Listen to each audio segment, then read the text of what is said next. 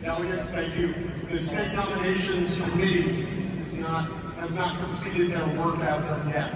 So if there's no objection, we will take the agenda up, take the report of the Rules Committee out of order and take it up at this time. And then at the conclusion of that report, we'll take up the state nominations report. Hearing none, we will take the Rules Committee report up now. Our next order of business is the consideration of the Republican Party of Texas rules. These rules will govern our party until the next convention in 2 years' time. Per Supplemental Rule 7, debate on the rules will be limited to 90 minutes. Before I recognize Mr. Ramsey for the rules, I want to point out that the rules, legislative priorities, and platform are visible on the convention website. You want to look for the permanent rules on the website. Mr. Ramsey. Thank you, Mr. Chairman. Members, when I was appointed chairman of this committee, Rules Committee, how many of y'all drove all the way to San Antonio just to hear the report of the Rules Committee? Okay, that's a handful. That's probably more than I was expecting.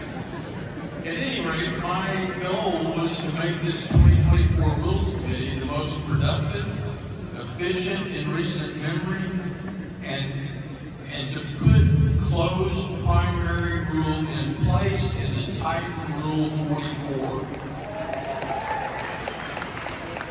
Now that was my personal goal. I had to be fair as chairman, but I'm happy to report success in all categories pending new grassroots approval. This was made possible. If I could have all the Rules Committee members stand up in each of your delegations. This was made possible by the wonderful folks on the Rules Committee.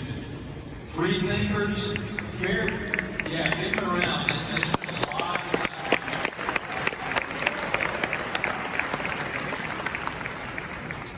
These were free thinkers, very deep thinkers, very thoughtful thinkers.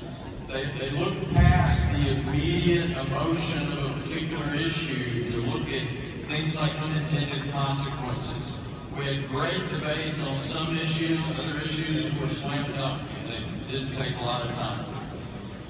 Even though we had some closely divided issues where there were passionate opinions on both sides, decorum and cordiality was maintained throughout. I did not have to call them out a single time. That's a big testament to the quality of people you had on this particular committee. Yeah, that's okay. Notably, we had 17 returning Rules Committee members, which is absolutely stunning in my experience on other committees. First, we had to take care of supplemental rules. Now, supplemental rules don't change a whole lot year to year. They're kind of routine. They kind of handle how we adopt the convention to the particular schedule we have, to the rooms, a lot of that kind of thing. I didn't think we should take a lot of time on that, if possible, in the temporary Rules Committee. So we scheduled some Zoom calls. We got most of that, but not all of it by any stretch, taken care of. But what we did was we took care of the statutory business first when we met on Monday. That went pretty quickly. Now, if you've never been on a Rules Committee, the typical way the rules are handled is you take Rule 1 and you go through and you see if there's any amendments to Rule 1.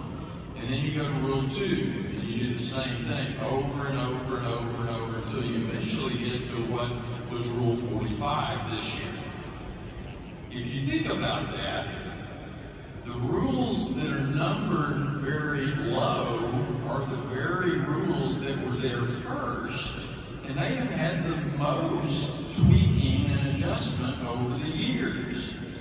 The ones that have been recent rules, for example, 43, 44, 45, those are the ones that are relatively new and have not had that level of scrutiny. So if you remember how the Texas House sometimes will have this race to the finish trying to take care of important things in the last 2 weeks, well, I was seeking to not have to have this race to the finish to take care of these important rules at the very end. Does that make sense? So we did a survey on the members, and the survey turned out to be very, very pivotal, because it turned out the members, by a very clear voice, were wanting to take up adding Rule 46 as proposed by the SREC earlier, reworking 44, and reworking Rule 8. And so that's what we did.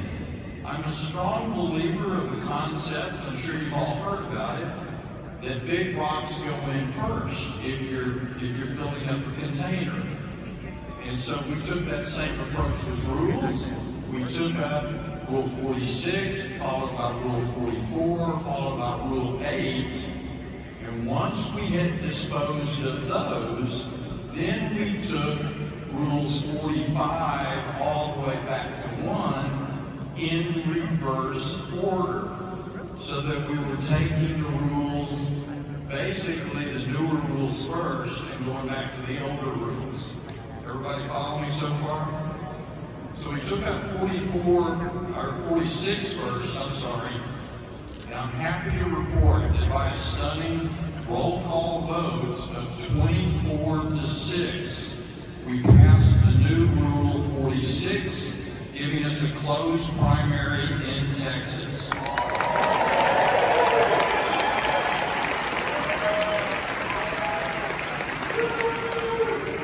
I would like to give a special thanks to RPT General Counsel Rachel Hooper and constitutional lawyer Jim Pickle for their assistance in doing this.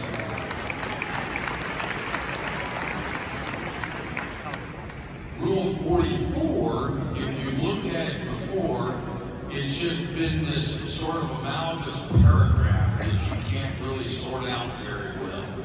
And it's been accused of having a few flaws here and there.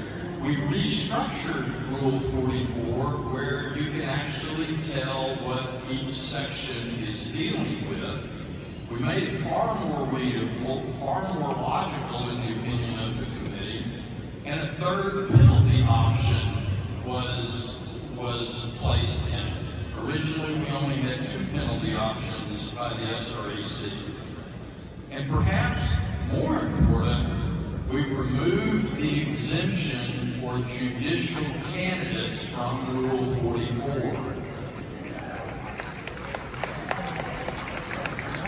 Rule 45, one that just came in a couple of commissions ago, was removed entirely, just deleted, simply because it had led to some reported unintended consequences, and at least until we sorted those out better, it didn't seem like we should keep that one in.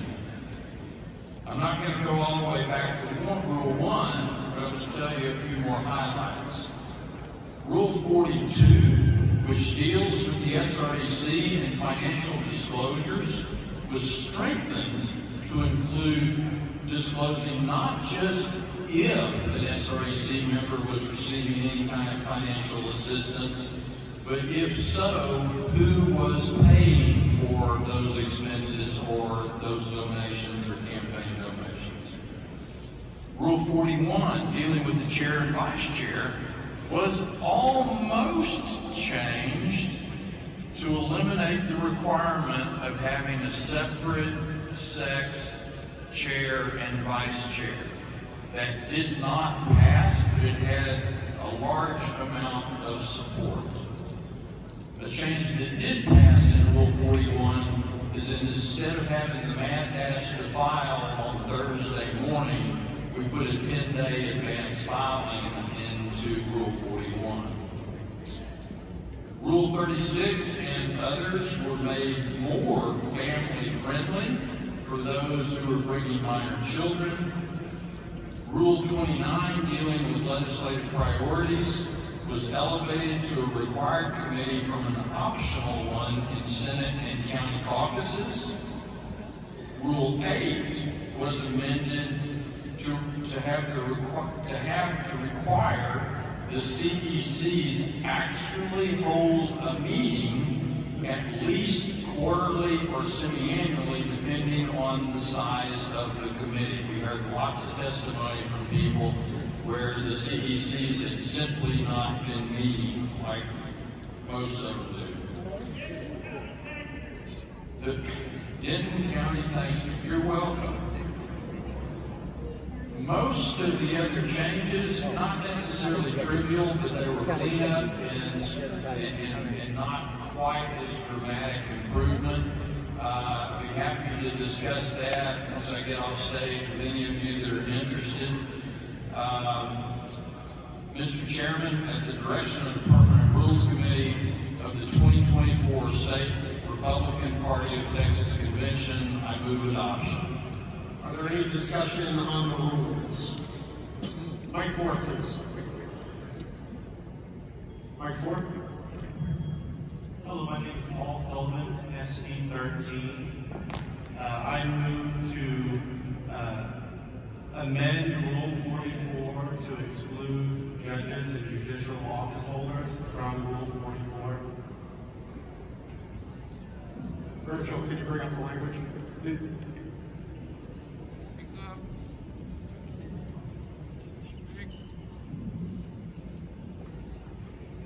I'm okay keeping the...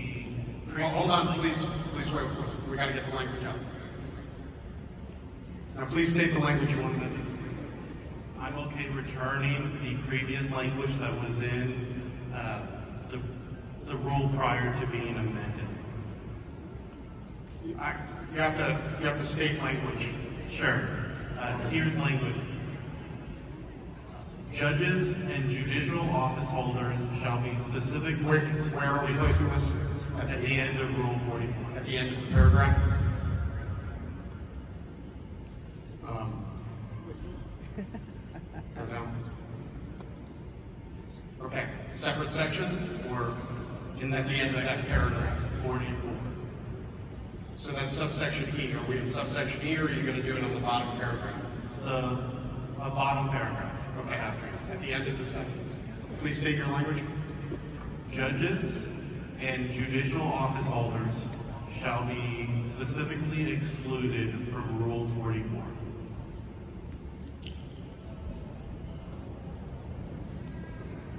Is there a second? Second. Hearing a second. Is there any discussion? Let's go. Mike, one was on first. Oh, sorry. You want to lay out your amendment first? I got ahead of myself, sorry. Yes, sure. There are 3 reasons. One for the judge, one for you as a citizen, and one for the party. For the judge, I worry that having the judges be held accountable to 44, it might put them in a very uncomfortable position of having to do their job to follow the law and still be censured by the party. The judge is supposed to follow the law, and there's no excuse for the legislature taking the time to pass the law. We want our judges actually applying it. The second reason is I am very concerned that by having the judges sign the items included in Rule 44, that they might be recused as judges whenever there is a case that relates to one of our legislative priorities. We don't want all the Republican judges excluded from consideration and be left with a Democratic judge to use their discretion, which is against many of our interests. And then number 3 is this became permanent because what happened here at this convention is in situations in which the legislative priorities weren't fully voted on, the judges will still have to be accountable to those things that the party hasn't actually approved. So all 3 of those reasons are why judges should be excluded. maybe I'll add a fourth reason, which is there's federal law relating to judges. They're supposed to be fair and unbiased. We have to be consistent with that. Thank you. Thank you. Mike 1 speaking against. Rachel Hooper, SD 13. I made the motion in the Rules Committee to remove the exclusion of judges from Rule 44 censure. Do you think judges should have special rules and exemptions? Do you think that we as a Republican Party should have the opportunity to let judges know that they should be censured? Yes. Why in the world would anybody who puts Republican by their name on our ballots be excluded from our rules?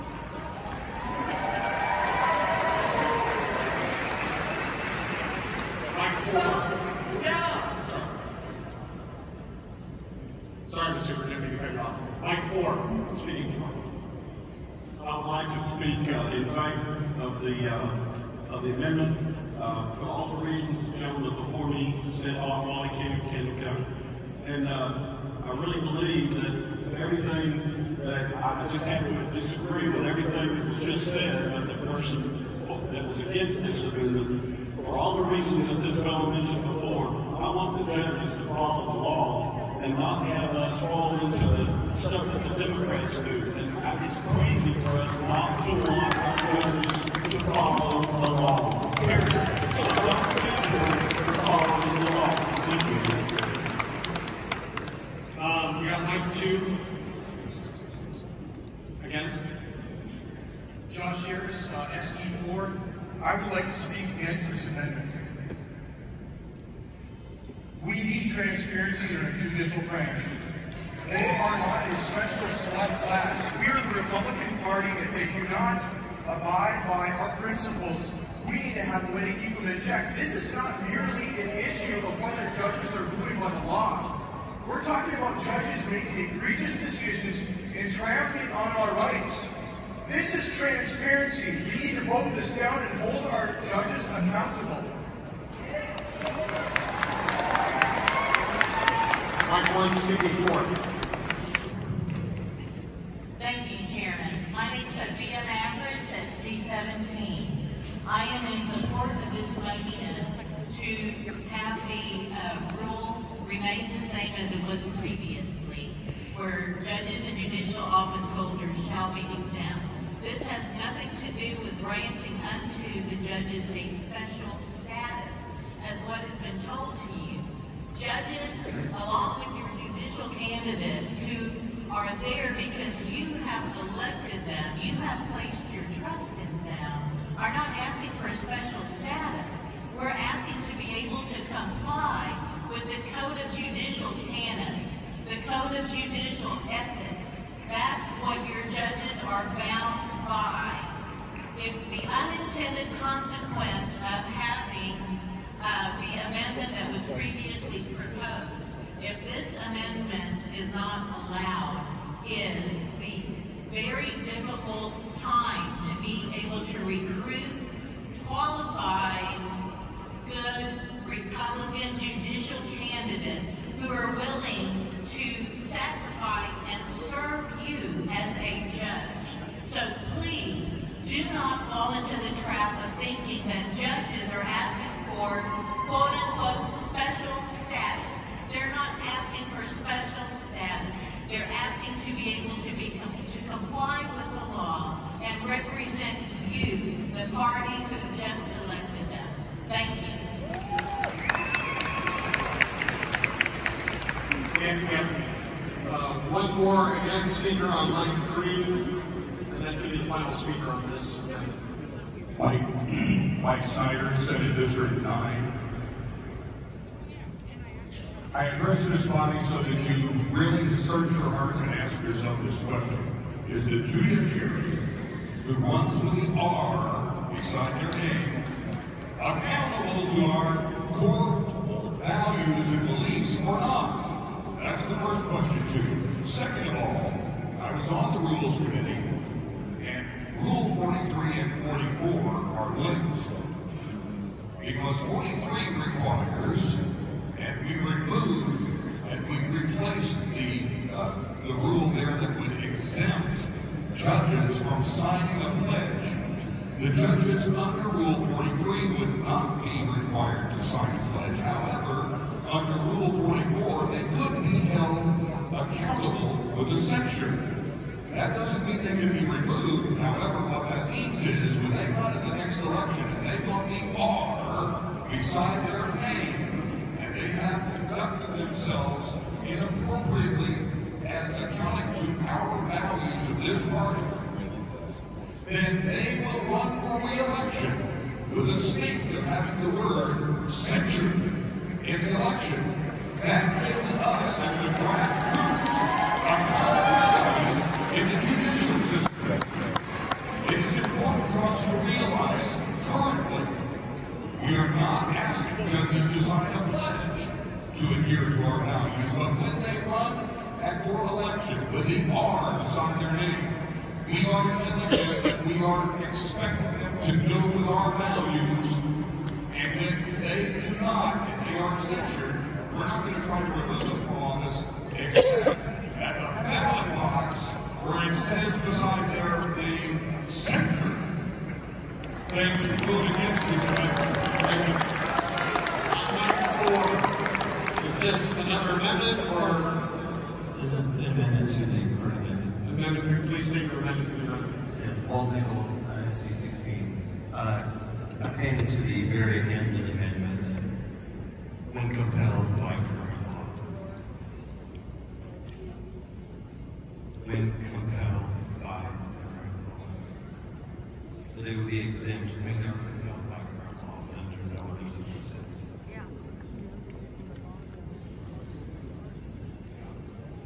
Okay. When compelled by current law, is the motion to amend the amendment. Do I hear a second? Was that a second or no? Okay, I heard a second. We're now in discussion on the amendment. You want to lay out your amendment? Yes, I think it's valid. Both sides have a concern, and I think that the proposal to exempt judges is a fair one, and it's required to compel by law. We don't want them to ask them to violate current law to not be censored. So when current law says they have to do that, don't make them put their job in jeopardy because they have to keep the law.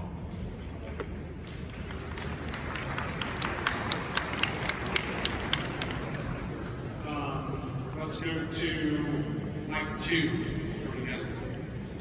Randy W. SD2. I know 2 is on the Rules Committee. Okay, so let's say they put this thing in, it says current law. What if the current law violates the Second Amendment? What if the current law violates the First Amendment? What if the current law violates the Fourth and Fifth Amendments? Are we going to have judges that meekly bow before obscene laws rather than upholding the kind of principles which all men hold against all governments at all times? At least that's what John Adams told us. I say vote against this amendment to the amendment as well as the amendment.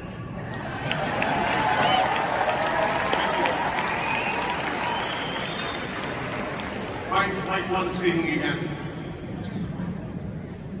Pamela Payne, SD1. I am against this amendment to the amendment.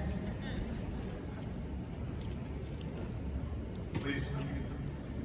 Go ahead. I don't think it's a good, that we should be amending this again and bring it back. So. Thank you. Mike 2 against. Sam Arrow, SD7. Like the gentleman that Mike spoke before me, we should not allow judges to run on with our party's label by their name if they're not going to follow the principles. Yes, they should follow the law, but as far as the law is in accordance with the Constitution, if we have judges that are violating our gun rights, violating our property rights, they should not have our party label next to their name on the ballot. Mike 1 4. I'm Diane Hensley from Senate District 22. And I'm speaking in favor of his amendment because I'm concerned that we're putting our judges in an untenable position. There's a code of judicial conduct that if they even opine too openly on the issue, they can end up being censured by the commission. So you may be putting the judges between a rock and a hard place and giving the commission the ability to remove Republican judges.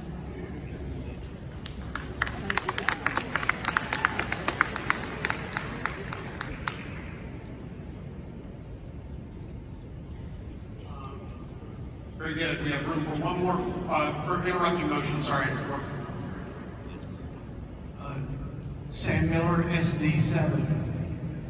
A point of inquiry. Please state your point of inquiry. Please state your point of inquiry. Point of inquiry? Yes. State it. What specific language in this rule could violate what the amendment is about? It's not a proper point of inquiry. I'm going to go to Mike 2, speaking for. Thank you, Mr. Chairman. Jim Pickle, SD8. I'm a judge. I'm also a lawyer, practicing lawyer in the courts. Here's the problem with this. Let's just say a defendant is standing in front of a judge, and he's alleged to be an illegal alien. And the judge decides not to deport him. And that goes against our principles, which are we want all illegal aliens taken out of the country. However, the judge also knows that federal law supersedes state law. So he decides not to send the illegal alien home. Now he's followed what he understands as the law, and he is now going to be censured by the Republican Party. That does two things. It causes the judge to be concerned about things that they really shouldn't be concerned about. I mean, we're Republicans. We elect our judges. We expect them to do what? Follow the law. Not follow party principles, not follow their intuition, looking at the back of their neck. We want them to follow the law. Justice Marshall said when he was running for the Supreme Court, he said, if a judge likes every decision he makes, he's not a very good judge. So judges often do things that they don't think are right because the law requires them to do it. That's what we expect our Republican, especially judges, to do. We can't put judges to a Hobson's choice of being censured by the party or following what they believe is the law. And when people say, well, what if the judge is doing something unconstitutional? You know what? You're not the one who decides what's constitutional. The Supreme Court decides what's constitutional, unfortunately. That's how our system works. So, unless we're going to convene this body every time a judge makes a decision and decide whether the judge went thumbs up or thumbs down on the Constitution, then we have to have a system in place where we elect people to make the decision. And we have those people, and we call them judges. So I don't want my judges that I stand in front of to be ruling on my case based on what they think the Republican Party principles are. Mike 4. I call the question. Ma'am, we don't need to call the question. It's 3 and 3 already, so we're going to vote on the amendment to the amendment first, where it says, well, where compelled by current law. All in favor of the amendment to the amendment, please indicate by saying aye. Aye. All opposed? No! The motion fails. The amendment to the amendment fails. Now we are voting on the amendment. All in favor of the amendment, please indicate by saying aye. Aye. All opposed? No! The amendment fails. Is there any other discussion on the rule? You guys are like right at the same time, but you guys are in back, so I'll go with 4. Thank you, Mr. Chairman. I'm Bob Steinig, Senate District 2. I rise to ask that Rule 45 be returned to the rules.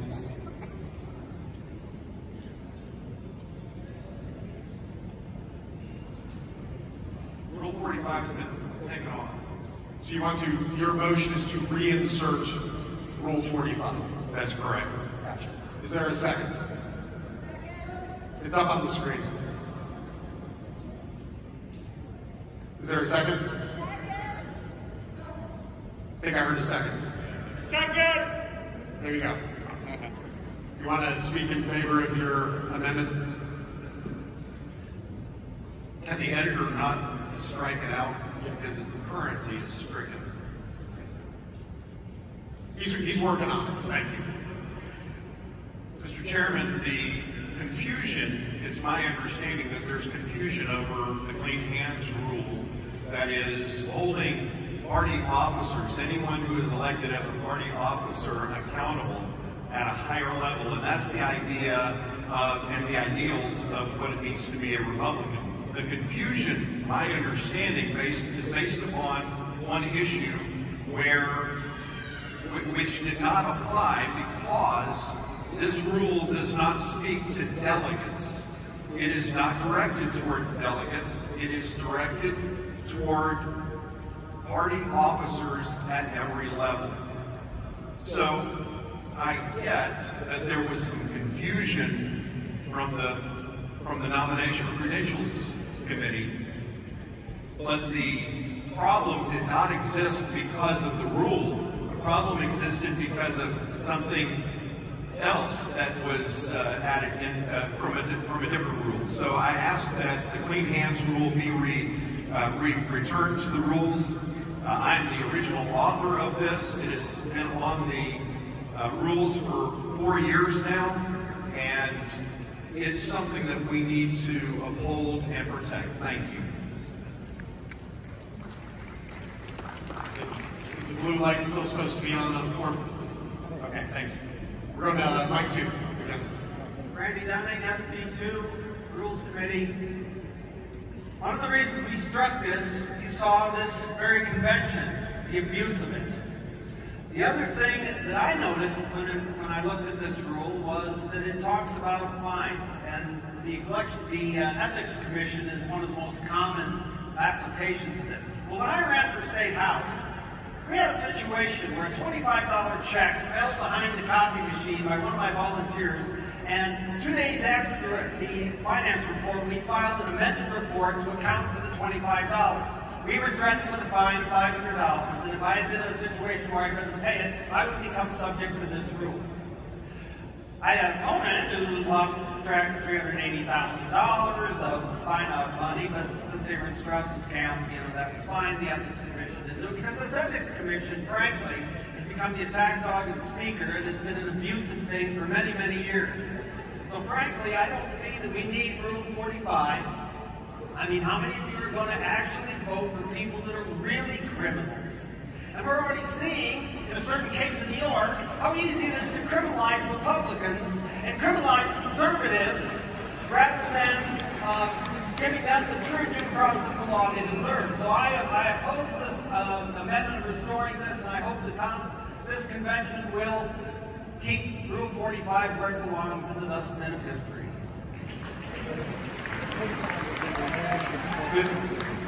Is there a motion on the floor?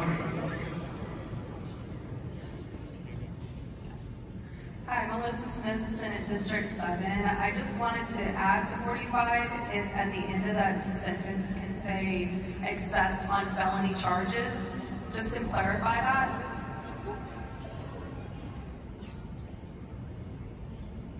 Sure, amendment to the amendment properly stated on the screen. Yes, sir. Is there a second? I heard a second. Moving to discussion in the amendment to the amendments. Number 3. Oh, I'm sorry. Do you want to lay out your amendment to the amendment? Sorry.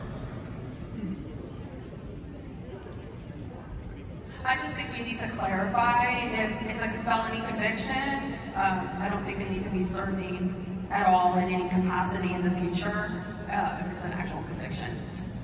Mike 3, against. Mike 3, that's you.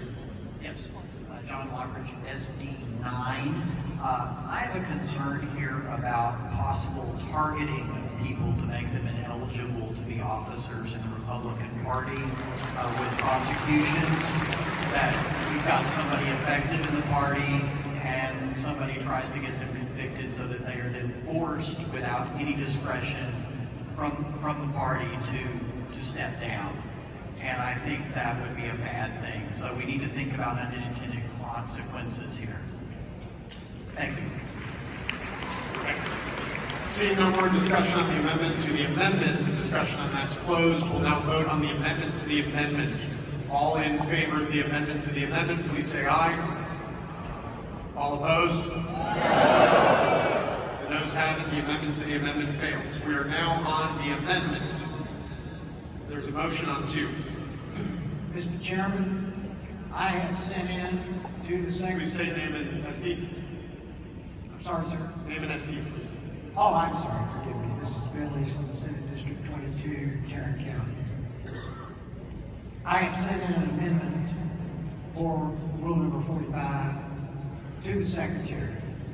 I could move that as a substitute, but it may not be germane as a substitute. Or I could make a motion to amend the amendment proposed by Robert Steinhagen.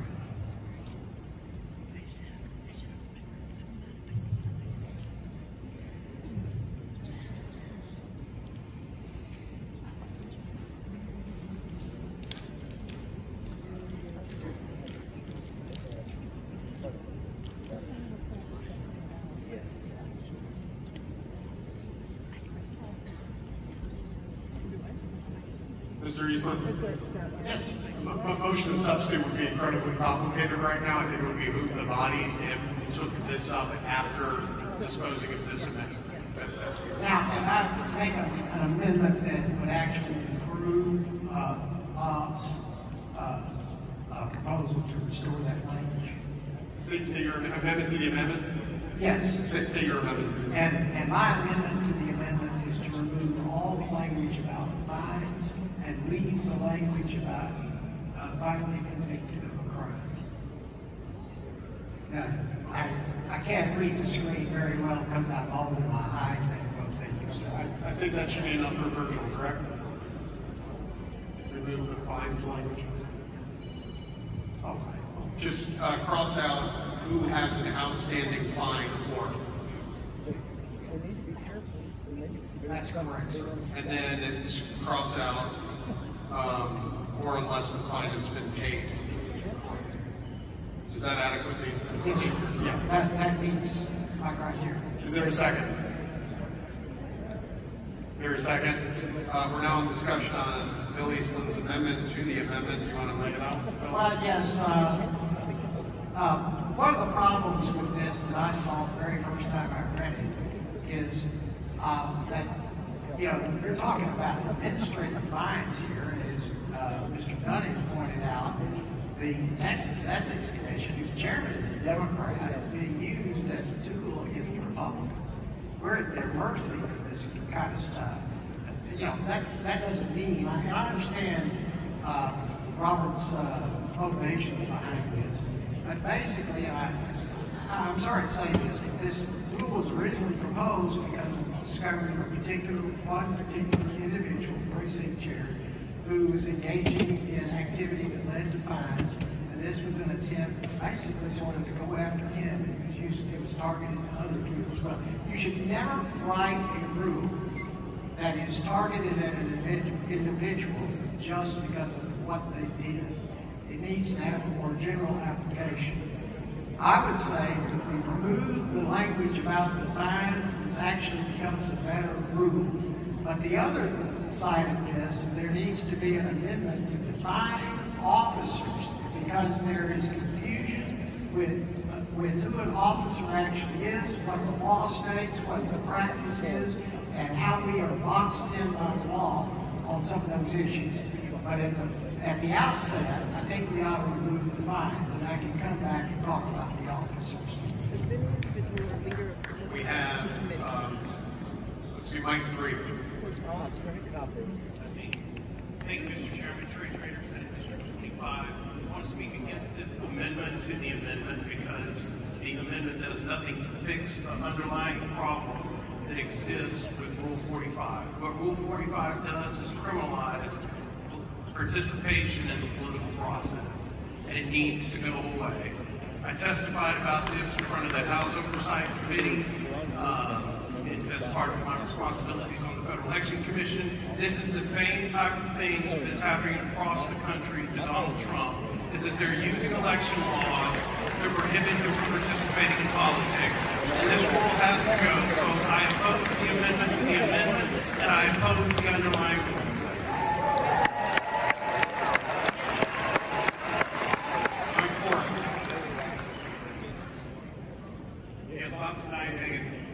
SD2.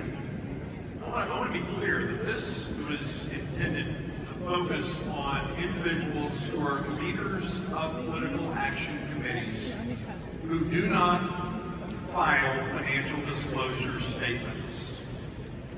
That's why you will get fined if you're not filing a financial disclosure statement. How many PACs are involved in our elections now where you have no idea who they are, where they're coming from, who's funding them? And if that individual wants to be an officer in our party, I believe that they should have clean hands. They should have filed their financial disclosure statements. That's what this is about. It's not about trying to disenfranchise anyone. It is about holding one another accountable to transparency and disclosure. I believe that in open transparency, that's my problem with what I'm seeing with PACs today, is they are putting so much money in and there is no fines that go along. And by the way, district attorneys are not holding these people accountable. No one is being held accountable. So you can create a PAC today. You can spend all the money you want. You don't have to file any financial disclosure statement, and you know what? There's nothing going to happen to you. If that's the case, and you want to be a party officer, I do not believe you should be eligible to be a party officer until you've paid your fines or until you have settled the matter and disclosed who your donors are. Thank you. Thank you. We'll now close discussion on the amendment to the amendment and move to vote on the amendment to the amendment. All in favor of the amendment to the amendment, please indicate by saying aye. All opposed? No. Ayes have it. The amendment to the amendment fails. And we are back on the main amendment. We have a motion on mic 2. Mr. Chairman, Stephen Callis, SD8. I'd like to move to call the question on the amended report. Chair rules there's not adequate time yet. My apologies, this specific question is one of them. Excuse me? I'd like to call the question in regards to rule number 45. On the amendment. Correct. All in favor of calling the question on the amendment, please indicate by saying aye. Aye. All opposed? The ayes have it. We will now vote on the amendment to the amendment. I'm sorry. All in favor of the amendment, all in favor of the amendment that adds the language in Rule 45 into the rules, please indicate by saying aye. Aye. All opposed? No. Noes have it. The amendment fails. We're back on discussion on the rules. Mic 4, please. Mr. Chairman, I move to... I'm sorry, Shepard and SD20. Mr. Chairman, I move to amend rule number 46. Title closed primaries and language has been sent to the Secretary. Thank you. And if I could, I'd like to... Is it Janera Lewis's language? Yes, sir. Thank you. I'm just going to read the entire proposed amended first sentence. In primary elections and primary runoff elections conducted by the Republican Party of Texas, the Republican Party Executive Committee of each county will decide if only registered voters of Texas who qualify to vote as Republicans in accordance with this rule may cast ballots in those elections.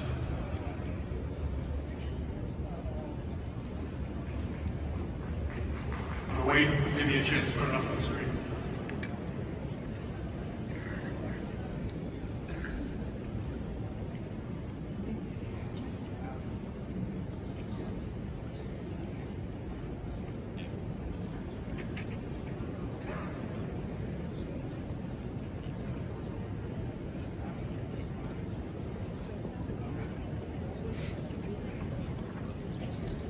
Chuck, we're going to put it up on the screen. Do you want to start talking in favor of it?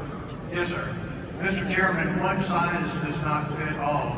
I think most of us are for closed primaries in most of the state, but in South Texas, this is not going to work. We have a very, very embedded Democrat majority so far in South Texas, but we are growing. This is going to do great harm to us. So we ask this body to please let the executive committees of each Republican Party choose what is best for their situation. We want to grow, but we do not want to be stifled by telling people who have been voting for Trump, now you have to go tell everybody you're a Republican. Well, that's not going to work very well, and I believe it's going to cause regression of our progress we've made so far. But I ask this body, help us grow in South Texas by not doing this to us. Thank you.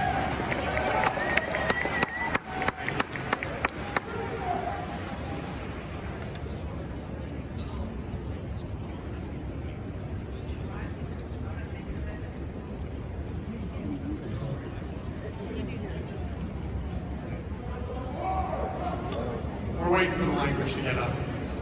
Got it? We're good. Mic one. And by the way, the language is the Republican Executive Committee of each county will decide if only United States citizens eligible to vote in Texas who qualify as Republicans in accordance with this rule may cast ballots in those elections. Go to mic one against. Rachel Cooper, SD 13. This is an incumbent protection as outlined here. So do we want Trump Dave's Republican Executive Committee deciding whether or not to close his primary? No, we don't. Every county in the state of Texas should have Republican closed primaries. Republicans choose a Republican nominee. Period. Now, this argument of, oh my gosh, people are going to know that I'm a Republican. Guess what? It's already public information. So this changes nothing. That argument fails completely. Make Texas great again by closing our primaries. Every county in Texas.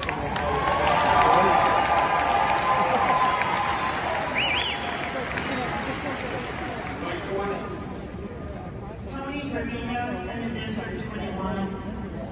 I'm the county chair for Starr County, and in South Texas, many Republicans cross over to vote in the Democrat primary because we don't have enough Republicans to run on the local tickets. We're making progress, more and more, getting more and more Republicans to vote in our primaries, and we're attracting more candidates. In Starr County, the number of voters in our 2024 Republican primary was almost 10 times the number that voted in the 2020 Republican primary. In South Texas, during the 2016 and 2018 general elections, the top of the ticket, meaning the presidential race, the gubernatorial race, the race for lieutenant governor, the U.S. Senate race, etc., our Republican candidates received between 19 and 44% of the vote in South Texas. More recently, in 2020 and 2022, the Republican candidates at the top of the ticket are receiving between 31 and 53% of the vote. Those votes are Hispanics who are realizing that their values are in alignment with the Republican Party of Texas. We want to attract those people to come into the party. Those are also parties that Republican races or general elections can be lost by those margins if we disaffect and disassociate those voters. So I am in favor of this amendment. Mic two against. Randy Dunning, SB2. Mr. Chairman, I rise to oppose this amendment. If you want to have closed primaries, you'll vote against this amendment. Why is this? Yes, We may lose a few people in South Texas, the occasional voter who can't yet got the strength to become a Republican. But you will lose every metroplex in the state, and then you will lose the state. And if we lose the state, we lose the country. If we lose the state, we lose the country. This amendment will kill closed primaries by the death of 1,000 paper cuts.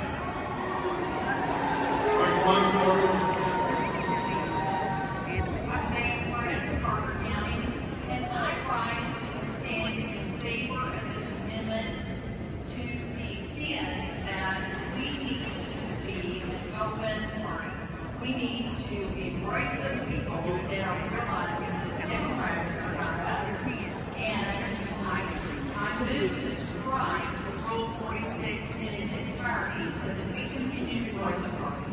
That's a problem to speak, make a motion. We're on to Mike 3. Mike Snyder, Senate District 19. Please listen to me. If you're talking, you need to understand that we need to have a single system in Texas. We can't pick and choose between counties whether we're going to have an open primary or not, or we're going to have a closed primary. To make the suggestion that requiring a closed primary is going to some way damage the ability to sell our value proposition to those valuable new Republican voters in the South is a fallacy. There are 17 states in this nation that have an open primary. You want to know how small counties in Iowa convince people to become Republicans? It's easy. We have a value proposition. We are right to life. We are Second Amendment. We are First Amendment. And if you want to preserve those rights, if you want people who are running in our races and who are voting in our races are Republicans and not inviting Democrats to just come over and visit for a day, we want those Republicans, and if you do not reject this amendment, we will not have open primaries or closed primaries in Texas. If you want closed primaries, vote for reject.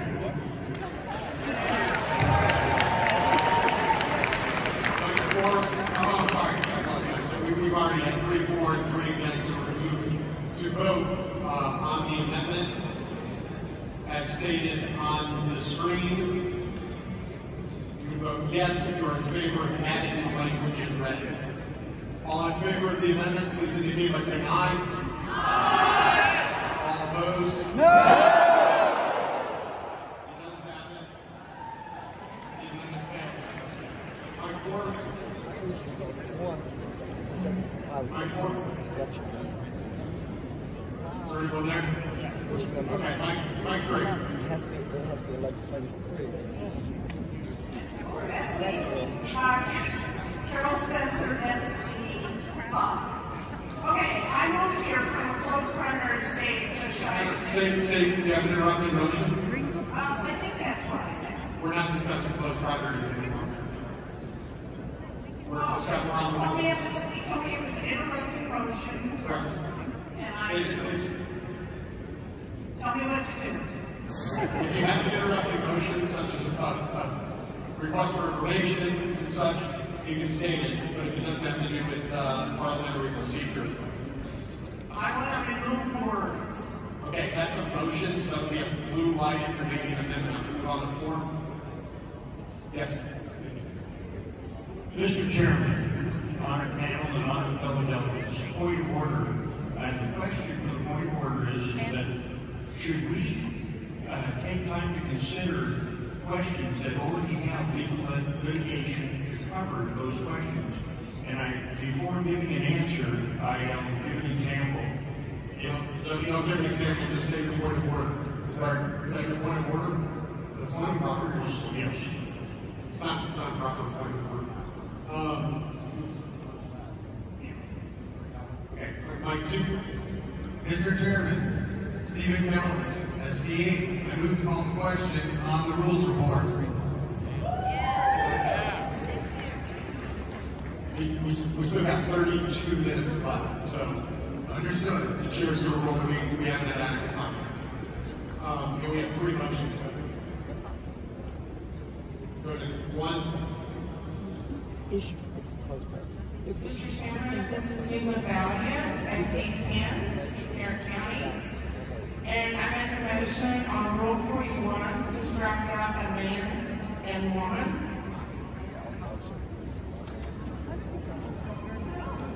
What's 41?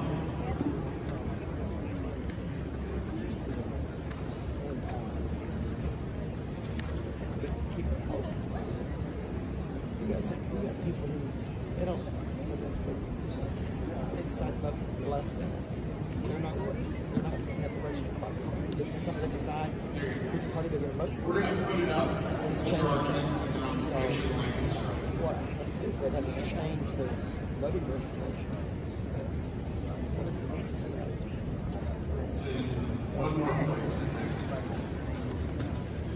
All this element. If we have now this primary, this is suggested. We have a closed primary. It's not legislative. No, that.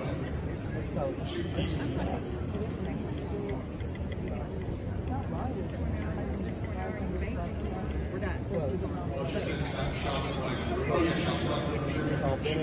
Is this your amendment? Yes. Yes. Thank you. Would you like to speak in favor? Yes, please. Oh, is there a second? There is a second. Please play out. Yes, I think that as a party we should be voting for the chair and the vice chair. The best chair and the vice chair, not necessarily the woman and the man.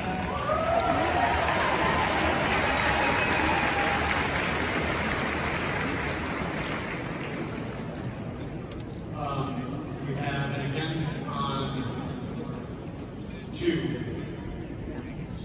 Everyone, my name is Mike Sanders with SD24, and I'd like to say a few words against this amendment.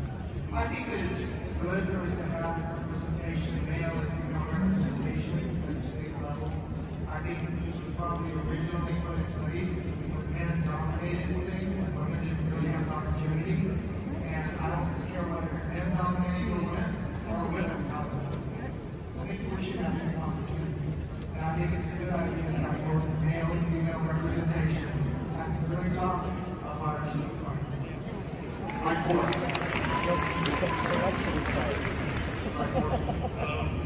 I'm David Garris from the Senatorial District 29. I would like to speak for this amendment. Inclusion and equity and all this nonsense about having a man and a woman to force us to vote for a racial minority or some other minority into our establishment as a Democrat. It's part of the Democrat Party. I don't know why it's in the Republican Party. And I am for this amendment. You're live. Not really? It only took 2 rounds each. Mike 2.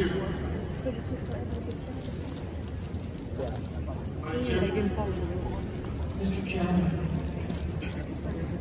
first, you read that amendment, so It's crossing out references to one man and one woman being elected as the party chair and vice chair. okay, I rise against that. It is in state law, unfortunately, and I know we want to ignore state law, but it requires that we have very clearly a man and a woman as chair and vice chair.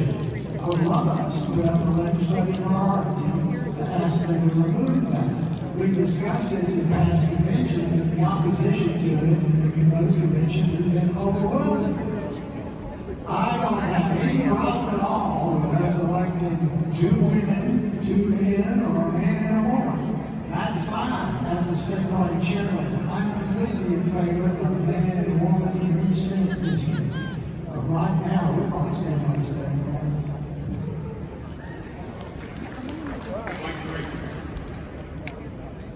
Wendy Carr, SD5.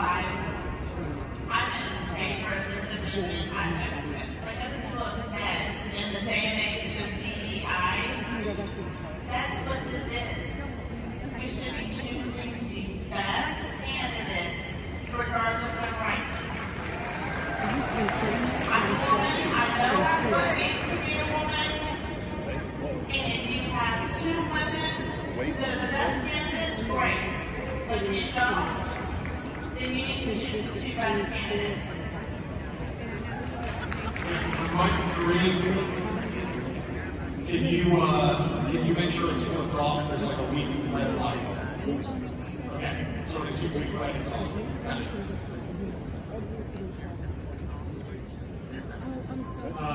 Already at 3, in favor, against. Mic 3. Yes, I'm Tony Wright with SD5. Established in 1985, Section 171.002, Section B states that it must be a man and a woman. Yes, in the age of DEI, we're totally against it, but this is the party that follows the law. And that is currently the law. And all the new freshmen that we're putting in the pink dome, they can change it, and then that will help us all out and get business done. Mic 4 is the last of this. Mike SD24 in Williamson County. I am against this. 1, it is state law. 2, yes, we are male and female. We're not in the DEI. That's wrong. But we are created differently on purpose. Yep. By God. As a female, I help you as a male. And as a male, you help me as a female. We work together as a team. I am against this. Please, vote against. Okay, we had a blue light on 3s. Is there a motion on 3? No? Yes. Hi, my name is John Nix from Montgomery County SD delegate, and I would like to make a motion to add to Rule 41 that no state party chairman or vice chairman is allowed to endorse in a primary election or any election when there is more than one Republican running for office. That's out of order, is not germane to the particular amendment which deals with the striking of one man and one woman. We're now moving on to voting on the amendment, which is to strike the man and woman language from Rule 41. All in favor of the amendment, please indicate by saying aye. Aye! All opposed?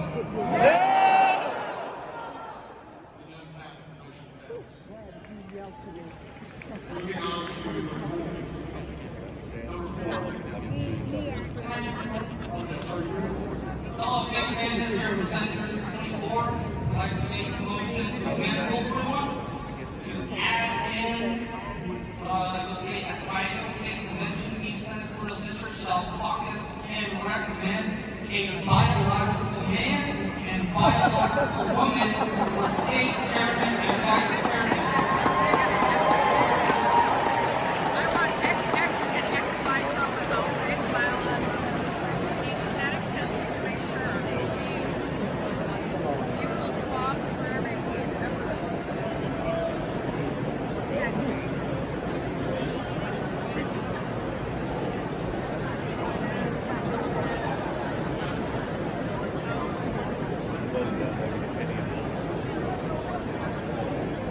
I move to call the question.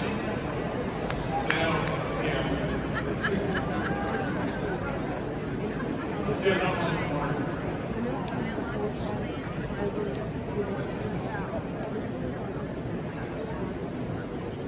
SD bottom. Yes, we should.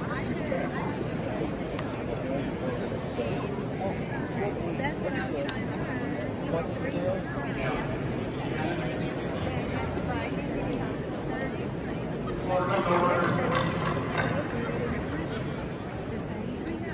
We're all thinking the same thing. We're not talking about it.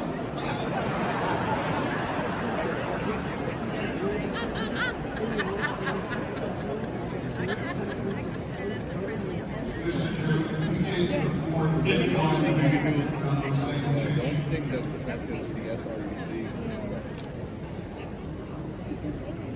The motion maker gets to ask, is this correctly stated? And by the way, can you state your name and SD, the motion maker?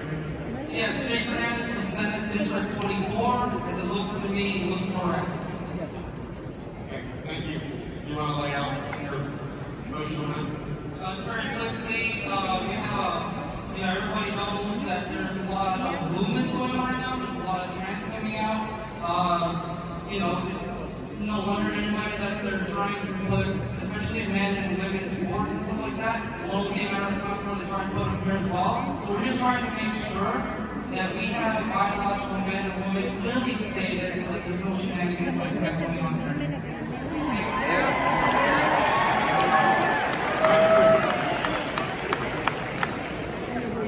Caleb Apple, SD9. I actually want to rise against this, although I entirely agree with sentiment.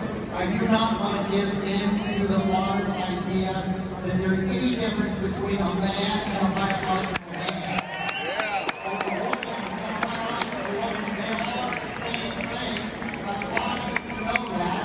And every future Republican, when they hear the word man, they should think of one thing, and when they hear the word woman, they should think of one thing. I don't think we need to define it anymore on our platform. They will eventually they'll watch the word biological and say, oh, what does that mean now? We just can't figure out this tough stuff. Man already means man, woman already means woman. And so it's redundant and we don't need it. Let's just teach our children this is what a man is, this is what a woman is, and leave it simple. I agree with sentiment. Thank you. Robert Hayward, Second District number 25. I stand for this amendment. We can all out here, all I'm mark. The reality is, if you look at the agency crowd, we're older. I'm 61. I know how most of you are. We have to specify things. If there was no need to be very specific, we wouldn't have the litigation that we have now going to court, where even the Olympics deciding how to define male and female as a It's what it feels like, all the above. So I think we, as people of the law, we need to be very specific in what we find. There's a few court, I may even couldn't find what a woman was. Is there a motion for three? This is Sue Billing, SD5. I'm 77 years old. I'm a retired nurse. And let me tell you what, used to I would have to stand up and say, we need to add at birth to biological man and woman, because that way there is no wiggle room for anybody to add or infer or just decide I think today I'm a man. So I think we need to be very specific in our sorting. You have a blue light on. I'm going to count that as next speech. Number one. Scott Hall, Senate District number 1. Okay, you pass. Use the language to say, as assigned by the Creator at birth, in place of biological, because biological can be played with. Hold on.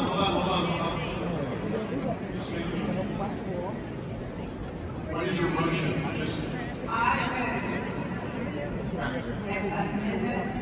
No, I didn't.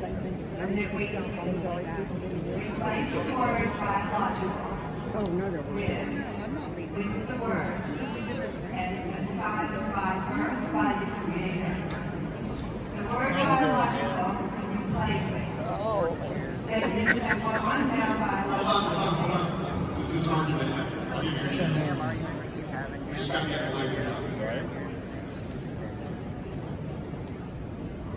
So now, I can't wait to know how you want to strike biological? they're assigned.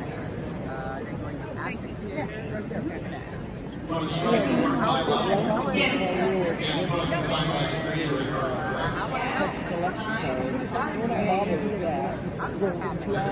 so agree and by the state convention and senatorial district shall caucus and recommend a man as assigned by the creator. I'll take you because you don't like this. No, I did, but I'll come back. I have to come back from a little bit there.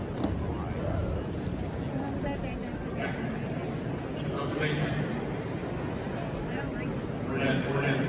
Okay. There was a guy that was reading committee and is that correct? He was on her committee and kept cutting her off and she was trying to ask people that were testifying questions. On the screen, is that correct? His very first time. Okay. Name and SD, please. And he knows every problem with the party. Name and SD. Jimmy Lee Brown, SD. Okay.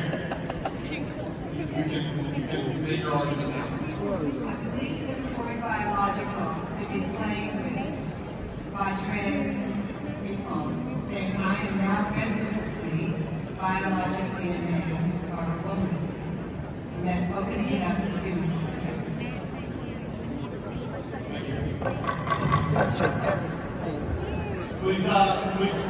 Please quiet the conversation so we can hear it. Mike 4. Hello, I'm Tim Harrison. You just heard from me. I'm from Senate District 29, and I believe that if we see the word woman and the word biological to the Democrats and say, we, as a Republican Party, don't know what these words mean, so we have to go deeper and deeper down the rabbit hole into what nonsense they're saying. We, as the Republican Party, define these words. We, as the Republican Party, are saying woman. And when we say woman, we mean a woman. And everyone in this room knows what I mean when I say woman.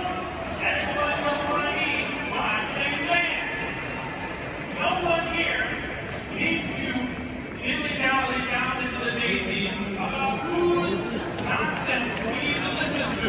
I'm against this amendment. I'm against the amendment. Keep it the way it is. Let's keep it how it is. Seeing no more discussion on the amendment to the amendment. All in favor of vote? Go ahead, sir. Mike 2.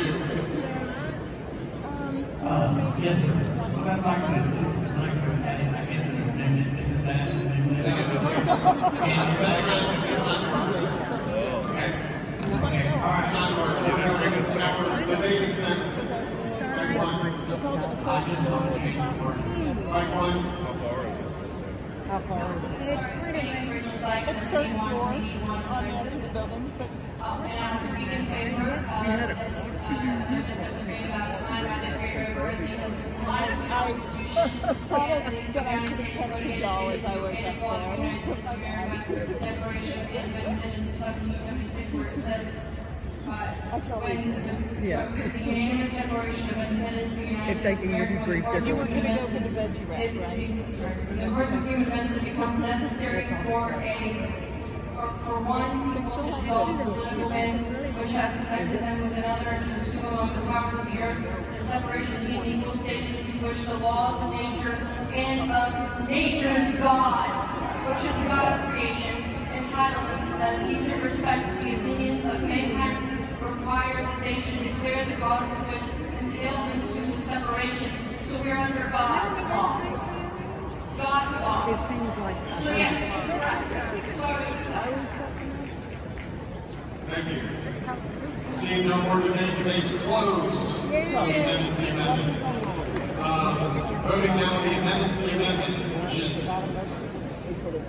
the purple language and the crossing out biological with the purple language out. All in favor of the amendment to the amendment, please say aye. All opposed? No! Notice that the amendment to the amendment fails. We're now back on the main amendments. Mike 3.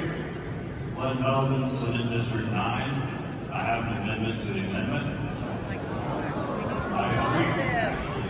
But as this is what would need to be amended, yes, the amendment to the amendment would be who identifies as a man and who identifies.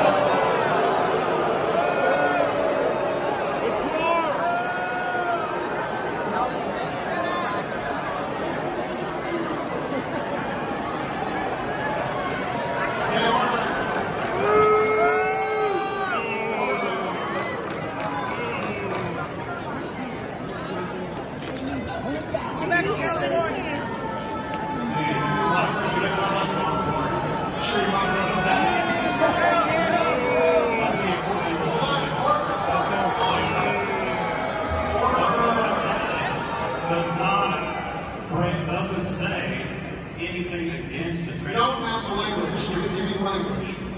What is it? After man, it would have to say who identifies as man.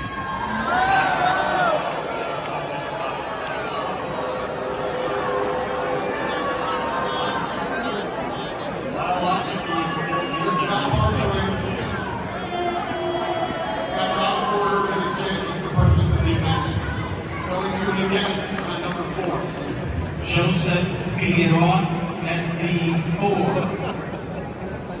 As many of you who are awake can tell, the enemy is very crafty, and what they're doing is a language game where they try to pervert language as a way to control thoughts.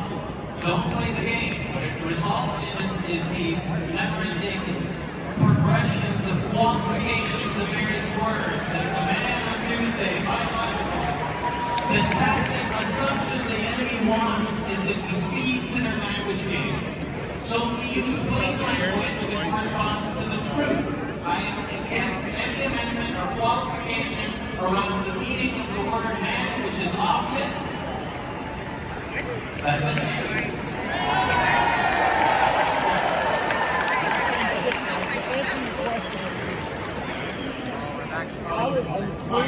One is the last four. Scott Thomas in district number 1. Unfortunately, we have come to a time in the age where we do have to address the word. I'm not understanding. I didn't understand it. That type of voting was going to take place. The issue with biological man, whether you just leave it as a man or you just leave it as a woman, you have opened the door to those who identify as one or the other. Whereas biological is straightforward scientific. That part that I wasn't. Because in the ST, I didn't take it to mean that it would apply. I also didn't take it to mean it would apply. I just wasn't sure. Mr. Chairman, Andy Alright, Senate District 24, I'd like to amend. They replace the word biological with natural. I'll explain why in a minute. Right? So it's really theoretical to be killed twice. I think they need to be clearer.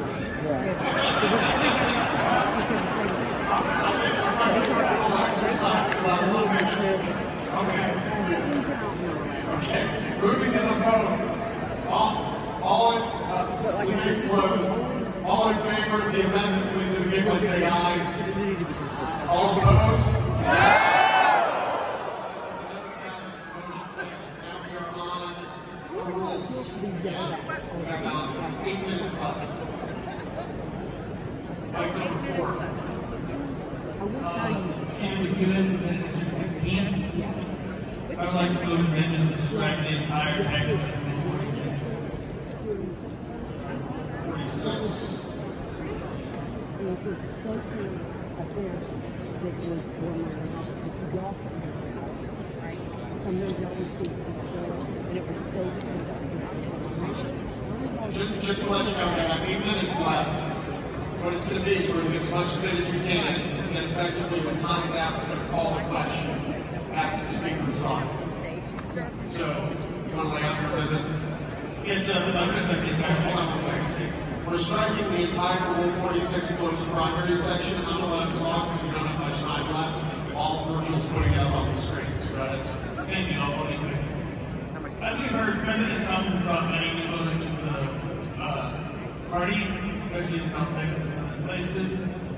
This is how the party's going to grow. It's off studying our losses in suburbia and problems with Democrats voting in primaries in Dallas. We don't have a problem with very many people all voting in our primary in Dallas, unfortunately. It's getting more and more Democratic, and open primaries are what bring new people to our party. At least where I live, and in South Texas, I do not see a problem with people voting in our primary. The Democrats' primaries are unfortunately all too time. Thank you very much. We're going to like one on against. Rachel Cooper, SD 13. Do you want closed primaries in Texas? No. We worked really hard. Why did we work really hard in Rules Committee to implement closed primaries?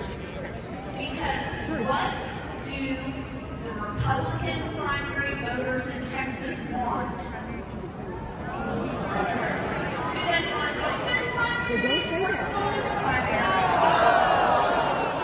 Closed primaries. For some reason, establishment forces are working within our party to try to keep our primaries open. We want to send a message here today. Vote no to strike Rule 46. We want Rule 46.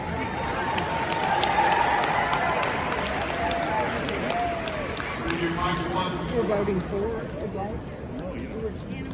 Oh, he's What? I understand that everybody is emotional on the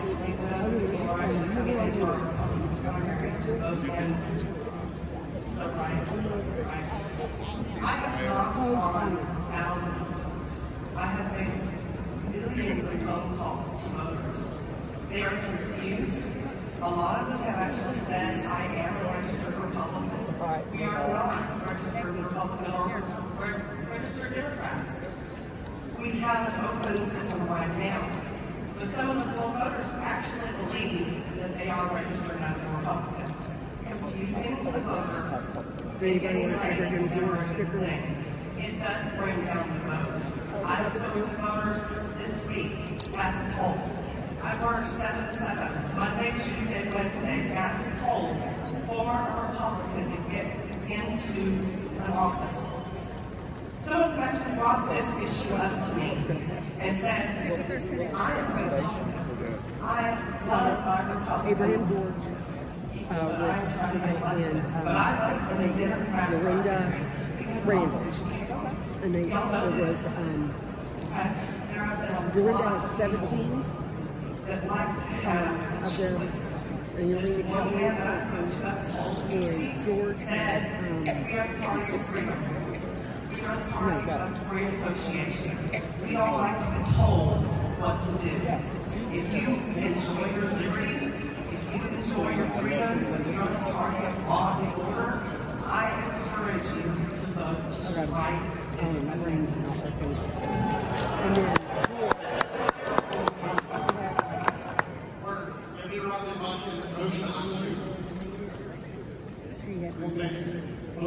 Well, I'm Robert Ryan from SBA. I have filed nobody who dropped out. This is not proper for an amendment right now. This is you have to interrupt me. Amendment to Rule 46. Okay, you have an amendment. There's an amendment to strike the entire text of Rule 46. So I'm going to go to an interrupting motion on 4 first. Okay. So 4. Yes. Calling the question. This is Nicholas Williams, SD24. We've had this debate. I'm calling the question.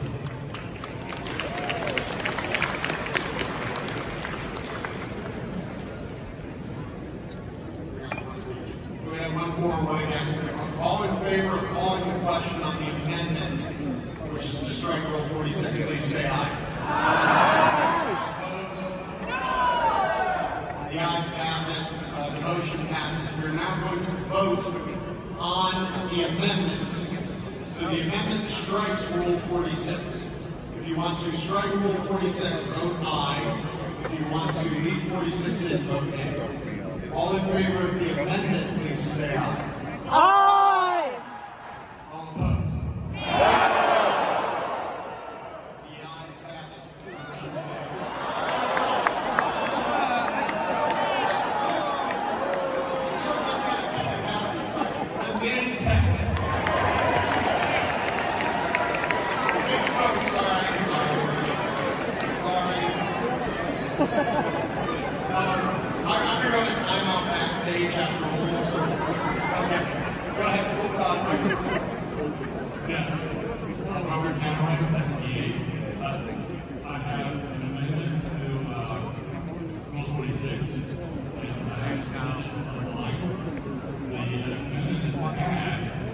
Item 4, it says, a certification of validity is subject to review and rejection based upon a preponderance of evidence that the voter is a Democrat.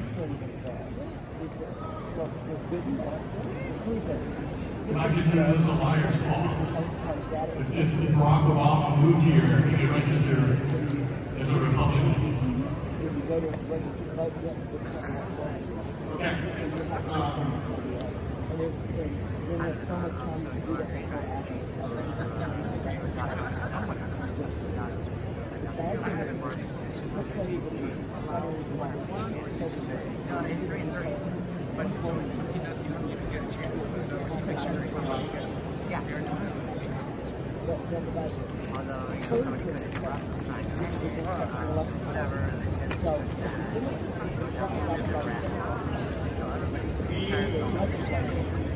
We don't have the submitted amendment, and we are clocked out. It was, I understand, The secretary doesn't have this. It was sent in emails to the secretary of the Interrupted motion.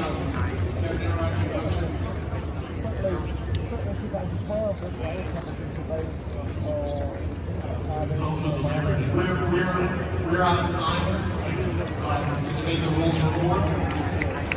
So we will now be voting on the rules report. An aye vote is to accept the rules, and no vote is to reject them.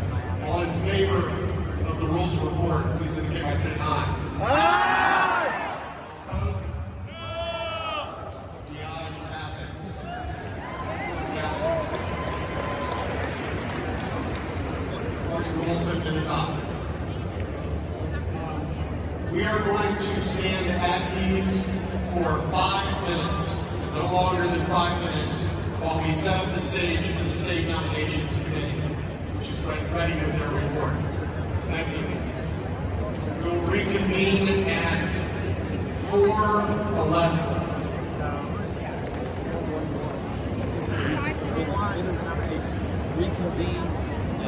It's Abraham George and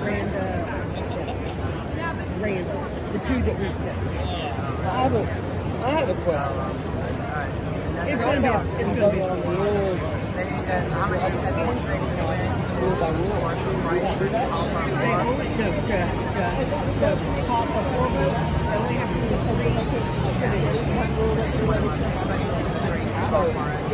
and Danny is. I don't know if anybody else is. So the rules and that, oh yeah, it'll be second. But she was not the second. She wasn't even the second vote here. Yeah. I took it back to the home. I should have brought it with me. No. Okay. It really is. Ben was at the bottom. Mike Garcia was below us, I think, and then Ben.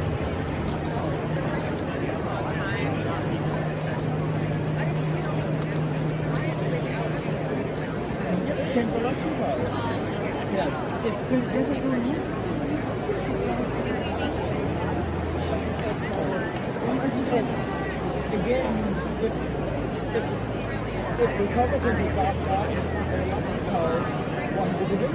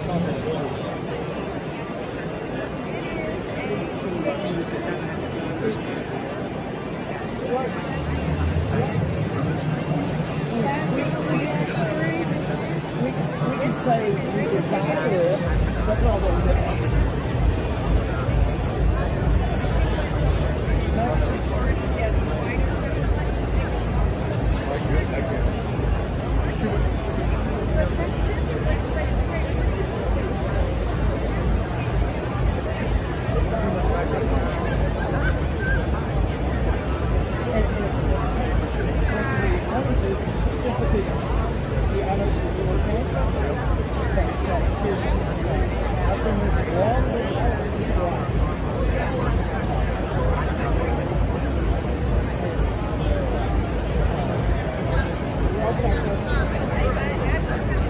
understanding was that there's part of the rule that was in there was an aggressive was to put out a chair, and what the parties essentially said, the ladies have to leave, and we have your back there to your front. Well, you said every time you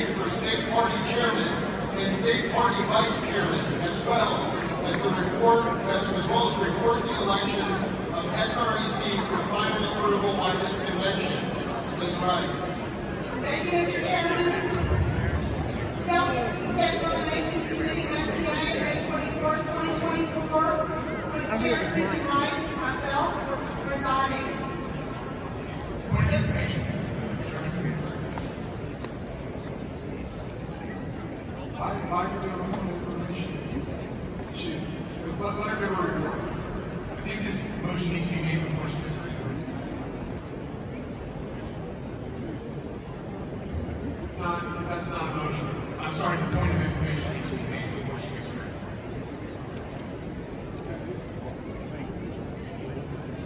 Okay, go ahead. Say your point of view.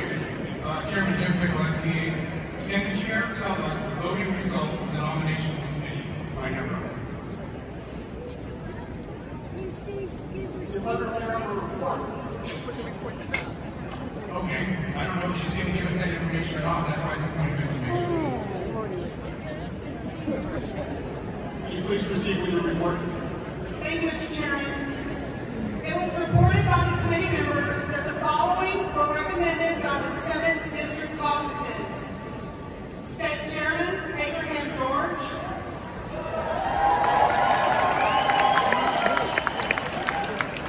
Dan Myers.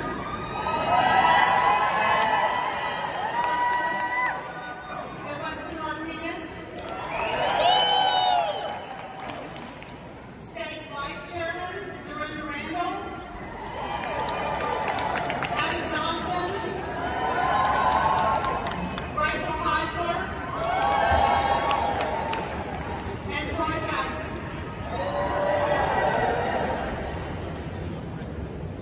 The State Nominations Committee nominates the following people as state party officers. For State Chairman, Abraham George.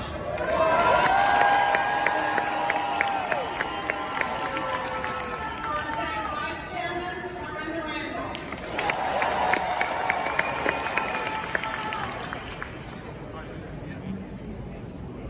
Okay. Mr. Chairman, is that the point of information there for me? Yes. I would like the nominations committee to please tell us the numbers of votes that each candidate received in their nominating committee. Which round? There was only 2 rounds. Oh, really? That could be a point of information or a motion, whichever you like. They, Okay. So the votes that were received in the nominating committee are as follows. Abraham George, 16. Anna Myers, 7. Weston Martinez, 5. Mike Garcia, 2. And Matt Kobiak, 1. Delegates, you've heard the recommendation of the State Nominations Committee for State Party Chair.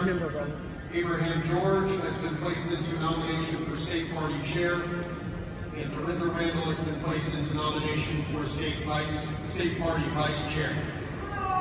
Per State Party rules, any candidate who received the vote of at least 3 SDs in the first round of voting in the State Nominations Committee is eligible to be nominated. That's what applies. Abraham George's name has been placed into nomination for State Party Chair. Are there any other nominations? Type 1. Mr. Chairman, John Bernard, SD 31. I'd like to nominate Dr. Dan Myers.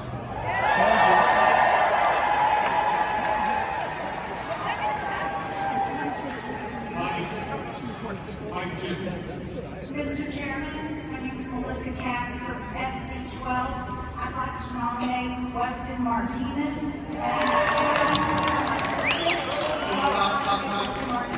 You only nominate someone who hasn't been nominated yet. You can't make a speech. In the back, number 4. Mr. Chairman, Walter West, SD 19. I'd like to nominate Dr. Dan Myers. We've already placed into nomination. There's nobody else that is eligible to be nominated. The following names have been placed in the nomination for State Party Chair. Abraham George, Anna Myers, and Weston Martinez. Seeing no further nominations, the nominations are closed. The Convention Secretary will now inform you on the details of taking the roll call vote. The Chair recognizes Virgil Cruz. Virgil!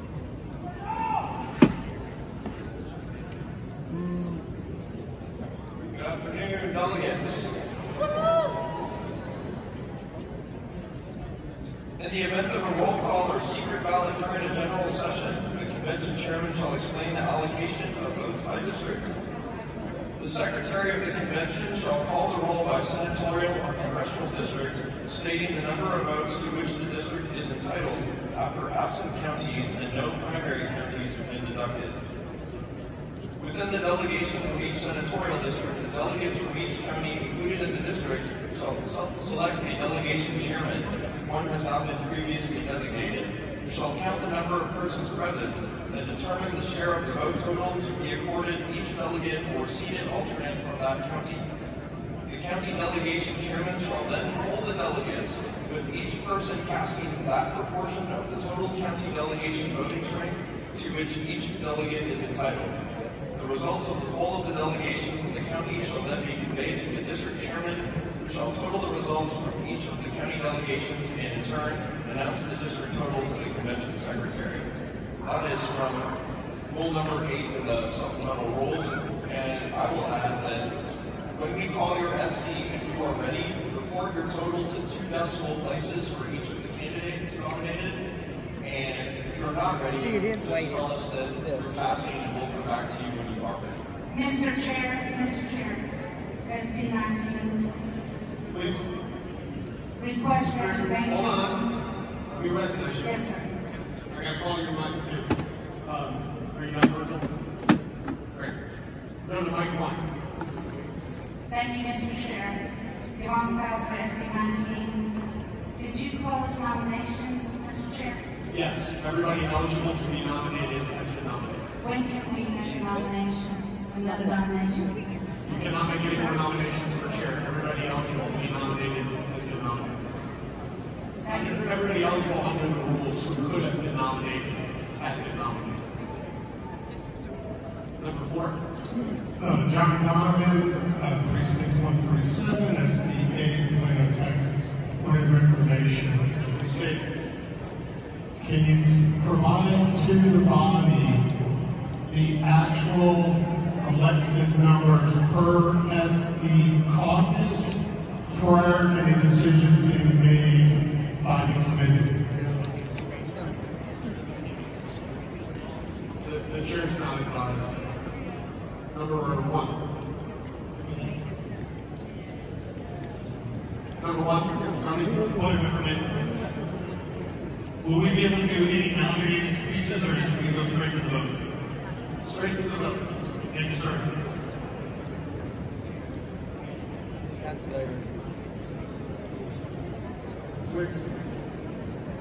Clearing all points of information, SDs will now caucus and cast their ballots.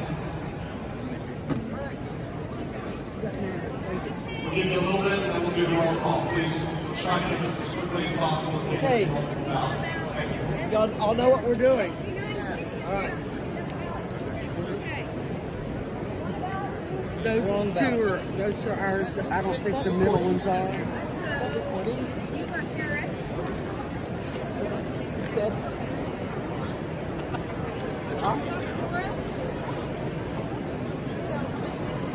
Stop.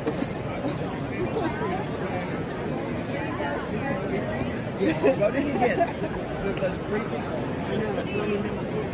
True, but it's like recording everything that we say over here. No, because it just goes straight on True, but you're getting audio too, right? video. And audio. It gets all of our voices, so everything she says, everything I say, everything we say, permanently recorded, right? And let's go. Yeah. Can we leave it that way? So maybe 3 more seats over.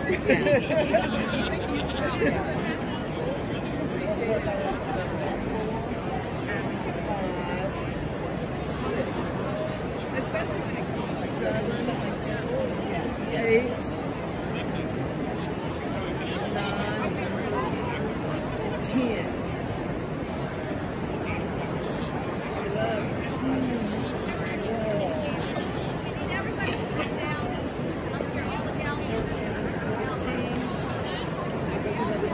The other side. I've got Mr. Chairman, I got that one. SD 31. Yes. I believe you called the vote, and point of order. You called the vote, the doors is locked, and lots of people are coming in and out.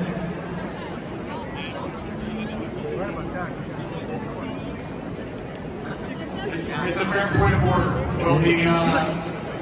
Will the sergeant at arms secure the doors?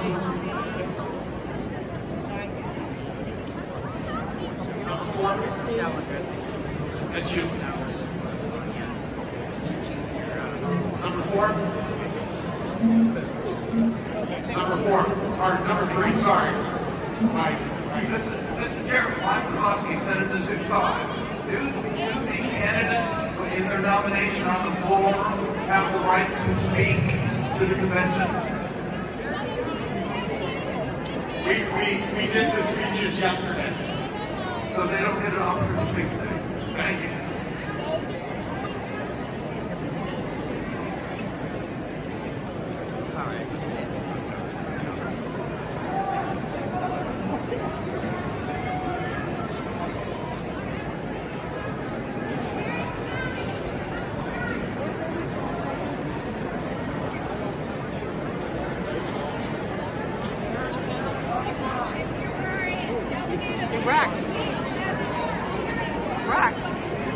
How many people do we have voting in our district? I'm 22.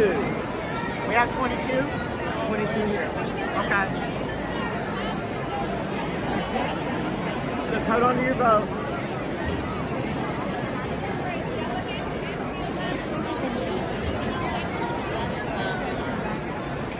I need a pen.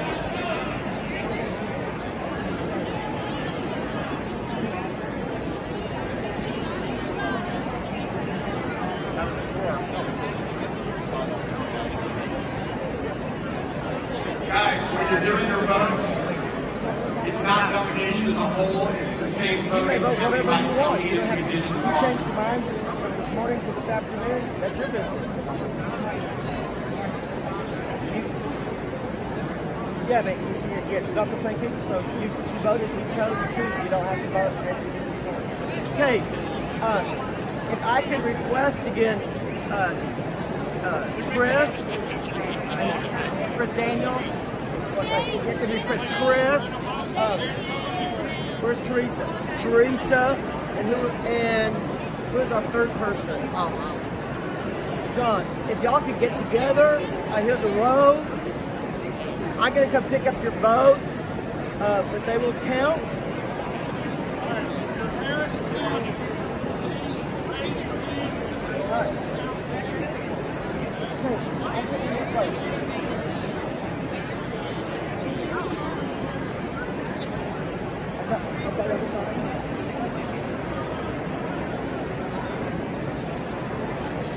I'll come back on. Okay. Let's come back.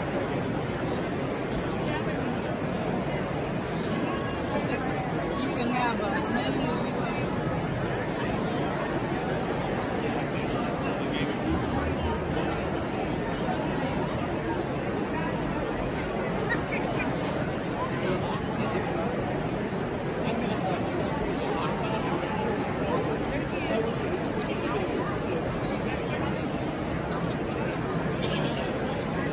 He didn't have it in his hand, so I guess he did. So we should have 22 votes? 22. Well, that's dropping. Where's our other people?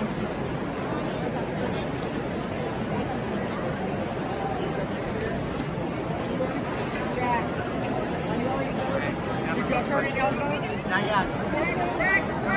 Sorry, Marco, where's your phone? Sorry. No, right here. Rex. I only have 16. He's still got some in his hand. There you go. Oh, because who wants to be there? Voter information. Any points of inquiry? Okay, we got them all. Ready? Rex is coming around. He's got ours. Oh, he just Well, I gave got them to 22. me. He said I should have 22. Yeah, he just gave them City to by us. district or city by Okay. county? Do you want Ready? us to divide into counties? By counties, yes. By counties. Yeah, announce that. I couldn't hear. There's a lot of noise. By counties. I understand.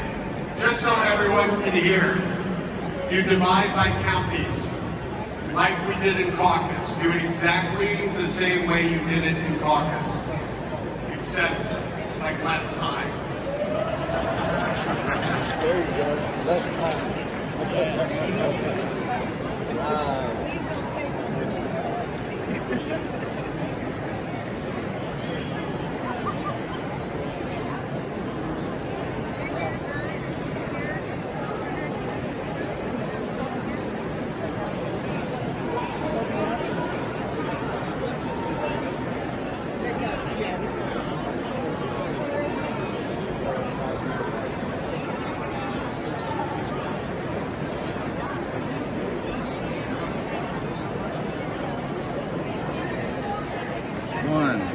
Right one. 3, 4, 5, 6, 7. Yes. You said like county with like how many inside the city district you have a split city. 5. That is correct. Exactly the same way you did it in the caucus. Yes. 1, 2, 3, 4, 5, 6, 7, 8, 9, 10. I got numbers if you want them for our strength.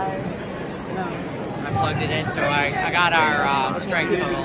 Divided by your Senate district, and then within that Senate district, divided by county. Exactly the way we did it 10. In the Senate district caucus. Dana got a 5. She got the low.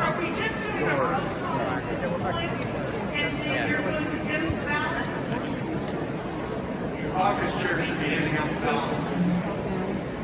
Okay, so we're handing out ballots on behalf of in our state caucus. Do we have to revote until the majority? So it drops out like it did before? Ballots that you brought now. That could be majority, right? That's the majority.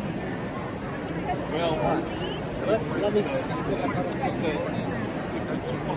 Yeah, so that's So we're doing like we did before where the bottom drops out and we revote until they get a majority? I think so. Because they said you were doing it just like you did. hey, Scott, in this one we have to keep going until there's majority also, right? Yeah, but it will only be 2 votes.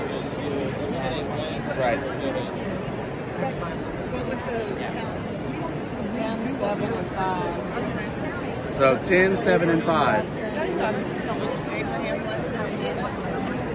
So it was George, West, and Dana.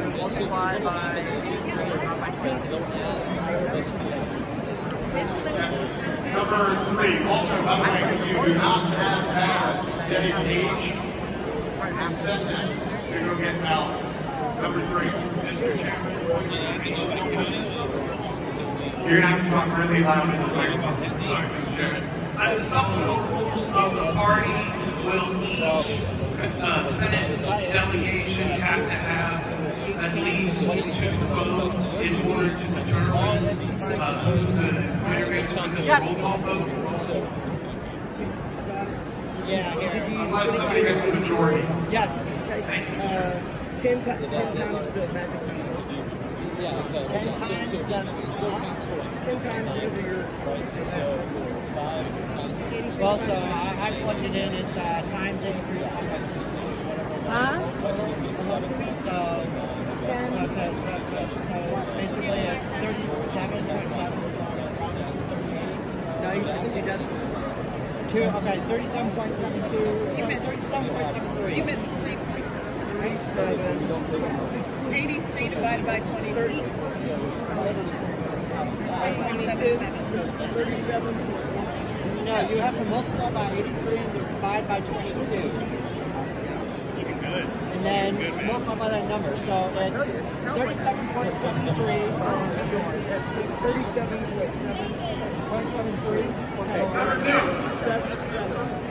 37.73. And then Would it be acceptable for us to put one of those here? I don't want to break any car codes because we've got a real problem and I don't want to have to rearrange 142 people. So can we, without breaking a car code, can we put another row up here? It's already cars. Okay, we can't put another row. We cannot put another row, guys. So sorry. 7. For Martinez. 22.41. Mr. Chairman. Yes. Department of Arms, we have about at least 100 people out there. This were being set. The lines in the restroom were extremely long, and now they're locked out. I'm asking if you would take a pause for 5 minutes and let these folks in.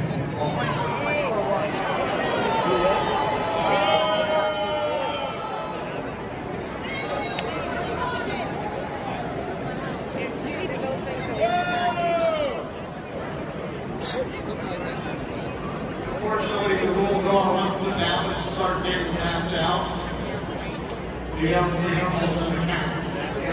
We understand there's some ballots outside as well that are coming this way. There should be no ballots anywhere outside. You want to check the numbers? Here's our number. The latest string is 83. And our vote is Abraham, seven, Myers 5. So our latest vote, whatever the vote somebody got, multiply by 83 and divide by 22. Martinez, and that's the number that's going to be recorded. And Myers, 86. Yeah. Yeah. I don't know why everyone's surprised at Excel or numbers are wonderful, spreadsheets are wonderful apps. I have a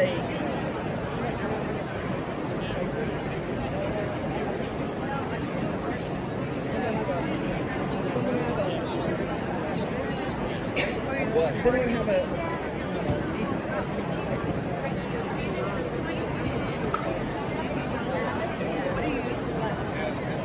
Well, nope. Not yet. It's not live. Chris, it's not live. And then I can jump out. Can you just airbrush me? I can make you look. Yes, there you go. Make me look like I don't know smelling salts.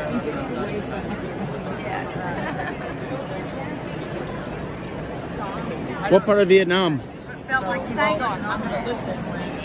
I was just there. Saigon. I was just there last July for a wedding. Yeah, a buddy of mine married a Vietnamese girl, so they got married in Da Nang, but I flew into Saigon first and then to Hanoi to go see the country, and then we finished in Da Nang for the wedding. He's still with her, yeah. Him? They just got married. Not me, him. I went to his wedding. Okay. I got it. I thought you'd be saying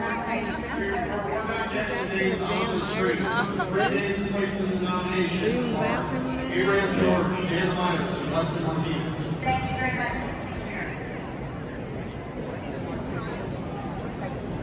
So I picked up just a little bit of Vietnamese. Xin chào.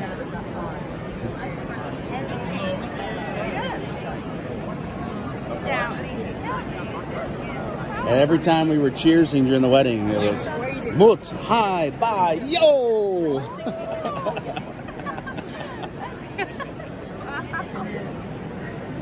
Yeah, all the guys stay together. 1, 2, 3, yo! In every picture, we had to do this for that. Yeah. But they did not do that in our committee. So,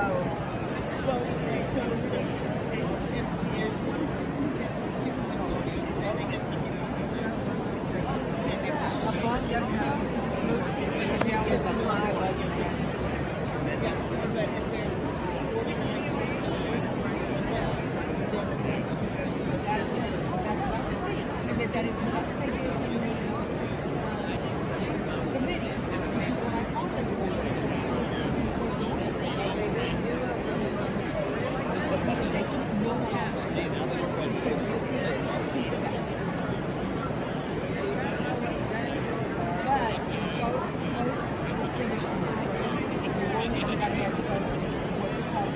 Marta. So, the ones that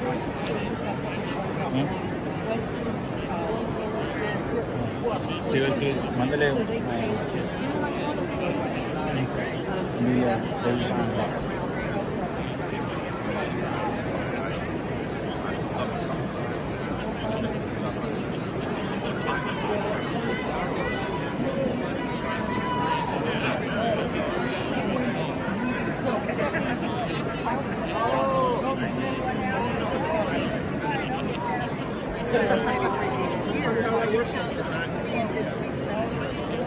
divided by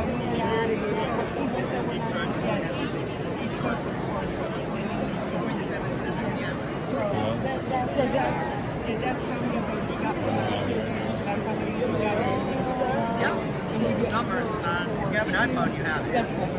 So basically this, you can, let me see here, how do I view?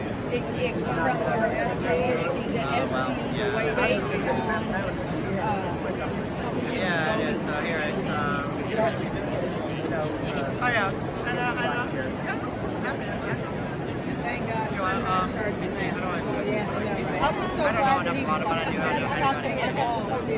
But yeah, so you can see this is 10, and then below it is the voting rate, 10, 5, 7, and I got it here. I'm gonna key them in for all our districts.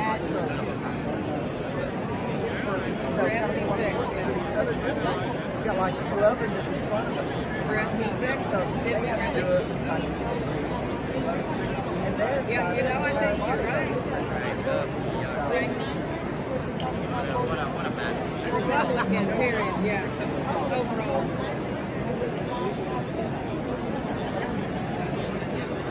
I think it's overall, yeah. That's for SD6. So now you explain it to me. What we do?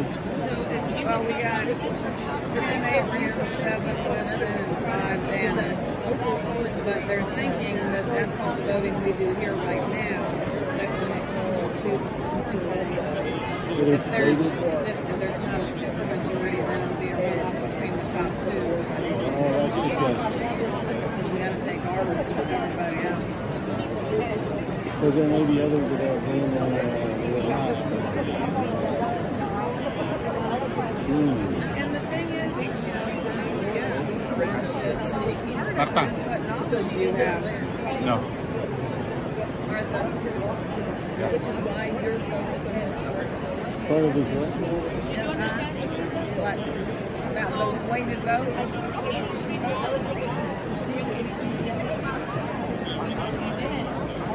So still has that weight. That's why you're that's why you're doing the weighted vote. Is that right, Marco? So what we think the 83 number comes from what? Based on the voting. So based on the results of the last Governor's election. Okay. And so then, and so is that why it's one vote and it's all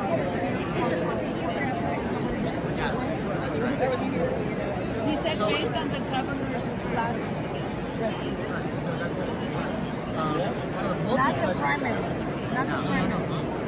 The election. General election. The general election. Yeah. It should be a heck of a lot more, but. And who's supposed to be us, right? Right. Point of information. Yes. Will the individuals who are currently not allowed in be allowed in if we do go to a second ballot? Yes, we are going to leave time, let everybody come in. So if people know friends out there, they can tell them to wait, and they still get to cast a vote for the state chair. Yes. If nobody gets 50%, correct? Yes, we just have to secure while we're balloting so that people are coming in and out. Thank you, Mr. Chairman. It doesn't mean that they got votes for District 6. It just means that for sure, these are happening votes. And they got how many people voted governors in this section. That is, this is like, so many people voted.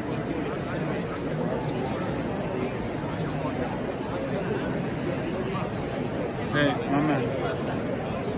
It's not that it doesn't. I mean, they're sending stuff out even while we're voting. I mean, yeah, I mean, they're...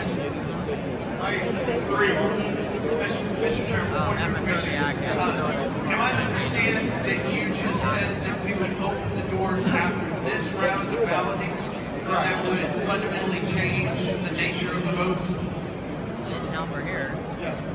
You can add, yes, you can. Every single vote, as long as the ballots are not being passed out. It's the same procedure as used in caucuses. Thank you, sir. Yeah,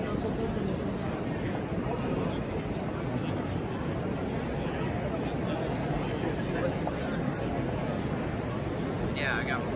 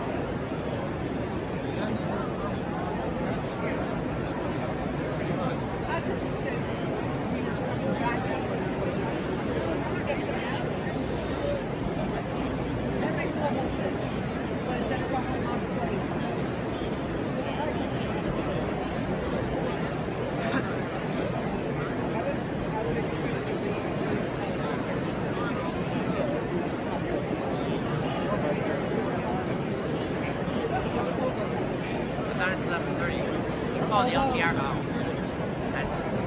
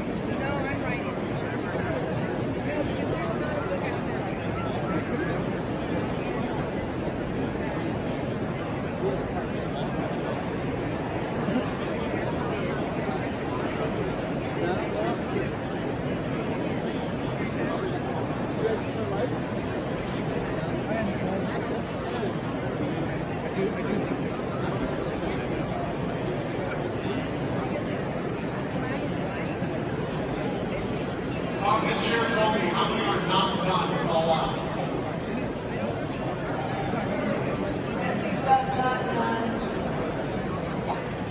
We've got 10, 12, whatever else is done.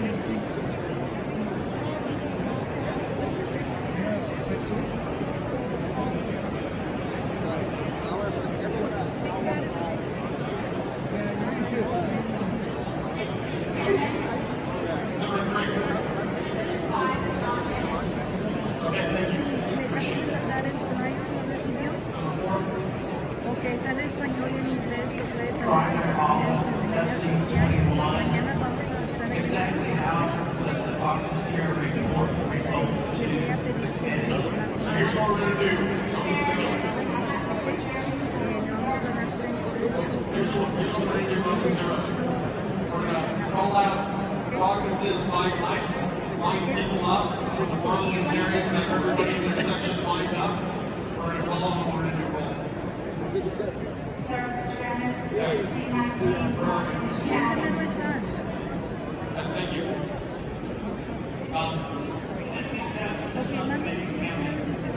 No need much.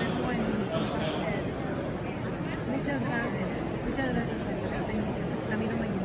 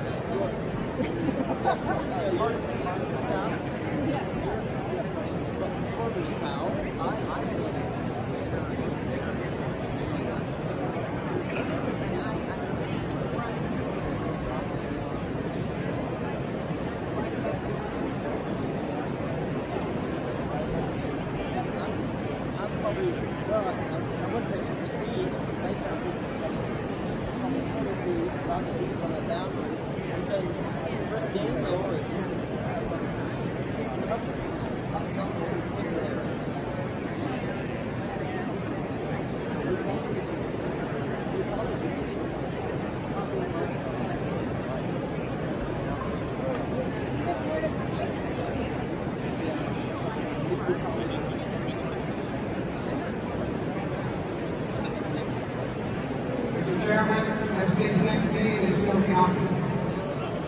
Thank you.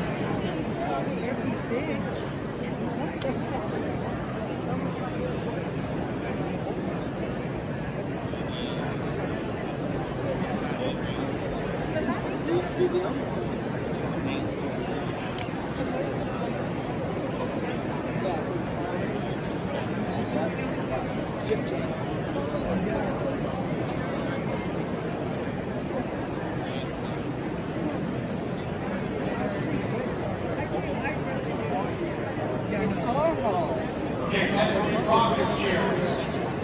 We're going to clear mics 1 and 2. When you are done with the tallies, please line up behind mics 1 or 2. Everybody who is not a caucus chair, please give space around mics 1 and 2. And if you can self-arrange an SD order, get votes. Question 4. Tell me again what we need to report.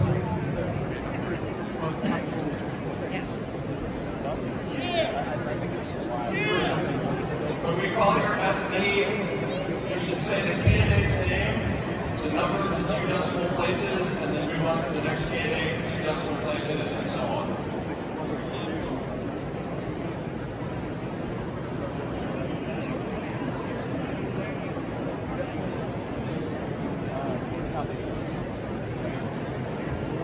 Number 4, lights on.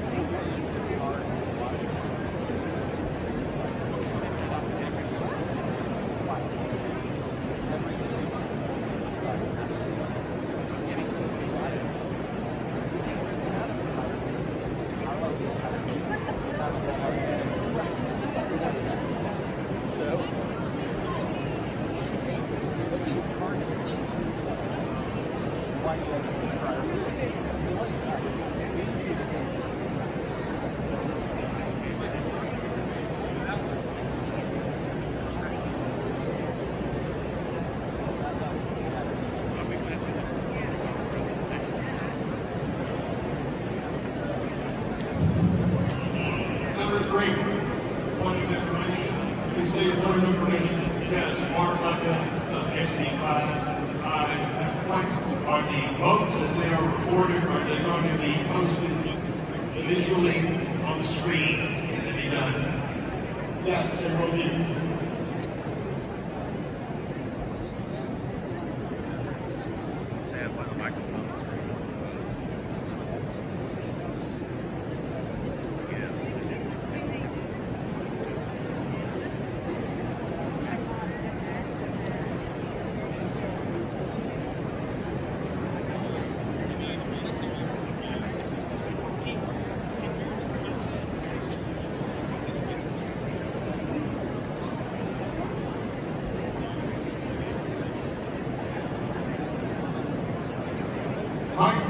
Parliamentarians,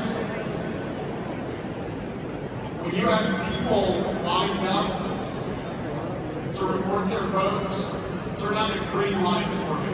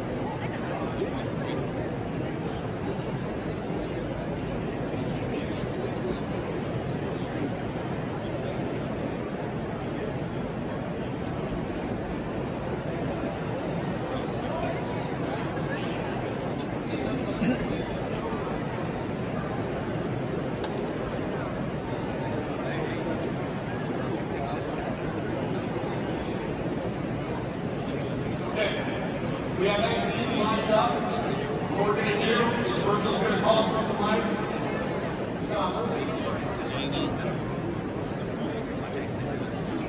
We're going to start calling SDs and I'll give the floor to Virgil. SD1. Oh, go to mic. We're going to call since we're lined up in order. Let me take mic 3, please. Thank you. Point of information, please. Yes. Now that we have all the ballots that have been reported, are we able to open the doors, please? Well, we don't know that they all are from every district. That's why we're going to start recording. Okay, thank you. Okay, we'll hopefully get it done quick. So we're going to take it from mic 1 and mic 2, and we're going to have SDs in line record their SD and their totals. Virgil? I'm ready when... Go to mic 1 or mic 2. Microphone 1. Mic 1. SD1. Abraham George, 226.47. Dr. Dana Myers, 174.35. Weston Martinez, 52.49. Let me read it back to you. Abraham George, 226.47. Myers, 174.35. Martinez, 52.49. Yes. Who's up next? Let's go mic 2. SD4, Raquel Lewis for Dale Inman, who can't speak right now. Abraham George, 227.14. Dr. Dana Meyer, 126.43. Weston Martinez, 37.58. SD4 reports 227.14 for George, 126.43 for Myers, 37.58 for Martinez. Correct. Mic 1. Robert Bennett, SD2, Abraham George, 255.47, Dr. Dana Myers, 68.36, Weston Martinez, 15.27, and extension 1.27. SD2 reports 255.47 for George, 68.36 for Myers, 15.27 for Martinez, and abstentions of 1.27.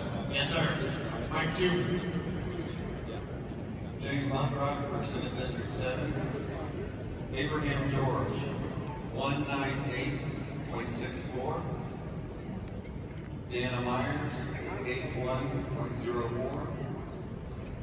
Weston Martinez, 69.32. No abstention. Chairman Montrock from SD7 reports 198.64 for George, 81.04 for Myers, and 69.32 for Martinez. Mic 1. Thank you, Mr. Chairman. Chris Rowe, SD3. I report Weston Martinez, 17.65. Abraham George, 119.10. Dr. Dan Meyer, 295.25. Dominican Grove reports 119.10 for George, 295.25 for Myers, and 17.65 for Martinez. Thank you, Mr. Cruz. You're welcome. Mic 2. Kathy Ward, SD8. Abraham George, 237.32. Dana Myers, 79.07. Weston Martinez, 77.62. Mic 1. Oh, let me read it back. Oh, sorry. Ms. Ward reports 237.32 for George, 79.07 for Myers, 77.62 for Martinez. Yes, sir. Mic 1. Trustee Slate, SD5. Abraham George, 86.74. Dr. Dana Myers, 112.92. Weston Martinez, 172.34. SD5 reports 86.74 for George, 112.92 for Myers, and 172.34 for Martinez. Mic 2. Mr. Chair, point of information. Where's this coming from? Mic 2. Oh, gotcha. We said important information. Do we want the abstentions? No. Yeah. Thank you. Selena Sauter, SD11. 135.01 for Abraham George. Dr. Dan Myers, 104.16. Weston Martinez, 36.56. Ms. Sauter from SD11 reports 135.05 Is that correct? 01. 01 for George, 104.16 for Myers, and 36.56 for Martinez. Right, thank you. So point of information. Mr. Chairman, Scott Bowman, Senate District 6. This point of information is directed at the Secretary. If a total for a Senate district does not add up to a whole number for their voting strength, does that mean that Senate district has made a mistake in their count? The Secretary is not informed. Can I make one more point? Can you add a total column on the right so we can see that the total voting strength that is reported matches the voting strength for that SD? The issue with that is it won't necessarily add up to an even number, necessarily. And the other point is there may be Senate districts that have unrepresented delegations, and so it may not add up to the theoretical allocated total. I'm going to get a mic one. SD6, Vice Speaker Chair, Abraham George, 37.73, Dr. Dana Myers, 18.86, and Weston Martinez, 26.41. Chairman Teeter reports 37.73 for George, 18.86 for Myers, and 26.41 for Martinez. Correct, thank you. Mike 2. Beth Diesel, SD12, Dr. David Myers, 58.60, Weston Martinez, 159.50, George Abraham, 195.35. Mike 1. Ms. Diesel from SD12 reports 195.35 for George, 58.60 for Myers, and 159.50 for Martinez. I think I'm right too. Mike 1. Tim Davis from Senate District 9. We report 120.65 for Abraham George, 134.84 for Weston Martinez, 74.52 for Dana Myers. Can you repeat the Martinez number, please? 134.84. SD9 reports 120.65 for George, 74.52 for Myers, and 134.84 for Martinez. Mike 2. Rachel Cooper, SD 13. Abraham George, 44.55. Dana Myers, 23.98. Weston Martinez, 4.48. Chairwoman Cooper reports 44.55 for George, 23.98 for Myers, and 4.48 for Martinez. That is correct. Mr. Chairman, this is SB 10, home of the U.S. Senator in Texas, Phil King, introducing to you Brown County Chair Robert Porter, report our stats. Yeah, just to point out, don't do that again.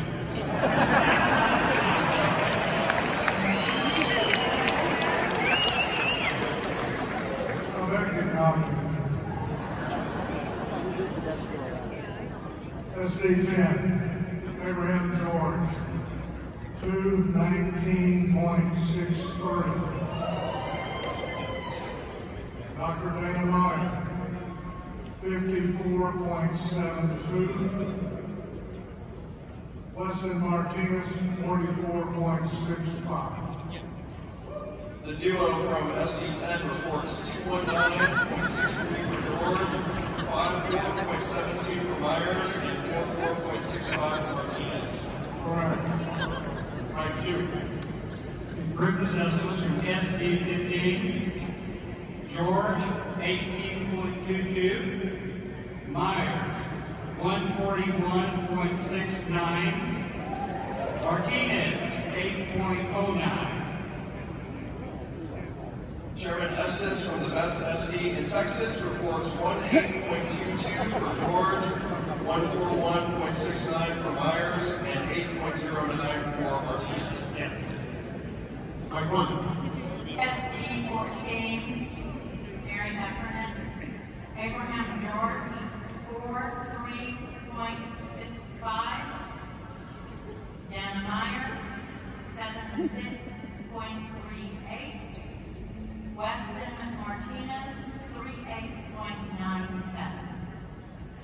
Chairwoman Heffernan reports 43.65 for George, 76.38 for Myers, and 38.97 for Martinez. Mike 2. David Luther, Chairman of Senate District 18, 68.65 George, 137.51 Myers, 161.84 Martinez. Chairman Luther from SD 18 reports 68.65 for George, 137.51 for Myers, and 161.84 for Martinez. Mike 1. Mr. Chairman, Senate District 16 reports for Abraham George, 86.82, for Dana Myers, 17.88, Weston Martinez, 38.30. Committeeman Patrick from SD 16 reports 86.82 for George, 17.88 for Myers, and 38.30 for Martinez. Thank you. Mike 2. Mr. Chairman, Adrian Peña Garza on behalf of SD 20 in South Texas. Home of Tom Landry, Selena, Blue Diamond Phillips, and the legendary Justice Aaron Peña. We proudly cast our vote. Weston Martinez, 11.10. Dana Myers, 23.10. And Abraham George for 11280. Thank you. Yeehaw. Chairwoman Adrian Peña Garza from SD 20 reports 112.80 for George, 23.10 for Myers, and 11.10 for Martinez. Mike 1. Rebecca Broughton, reporting for Mike 1, Shane Green, SD 17, reporting Dr. Dana Myers, 237.85. Mr. George, 35.05. Mr. Martinez, 60.11. Chairman Green from SD 17 reports 45.05 for George, 237.85 for Myers, and 60.11 for Martinez. Mike 2. Rebecca Broughton reporting for SD 19. I have Abraham George at 33.33. Dana Myers at 103.51. Weston Martinez at 43.16. SD 19 reports 33.33 for George, 103.51 for Myers, and 43.16 for Martinez. Mike 1. Steve Biggers from the Birdwell Hua SB 22 district. Mr. George, 227.56. Dr. Myers, 89.47. Mr. Martinez, 40.22. And Chairman Biggers, you restate your SD number? 22. That's why it's more than 160. Okay, it's 227.56 for George, 89.47 for Myers, and 40.22 for Martinez. That is correct. Mike 2. Cassie Daniels, Senate District 24. Abraham George, 200.08. Dana Myers, 131.27. Weston Martinez, 41.64. And Cassie Daniel Howell from SD24 reports 200.08 for George, 131.27 for Myers, and 41.64 for Martinez. Mike 1. Ed Center for SD 23. Our report, 41.22 for Weston Martinez, 28.22 for Abraham George, and 32.56 for Dr. Myers. And Committeeman Zenner from SD 23 reports 28.22 for George, 32.56 for Myers, and 41.22 for Martinez. Correct. We're going to line 2. Jennifer Fleck, Chair for SD 25, 127.13 for George, 164.81 for Martinez, and 193.06 for Myers.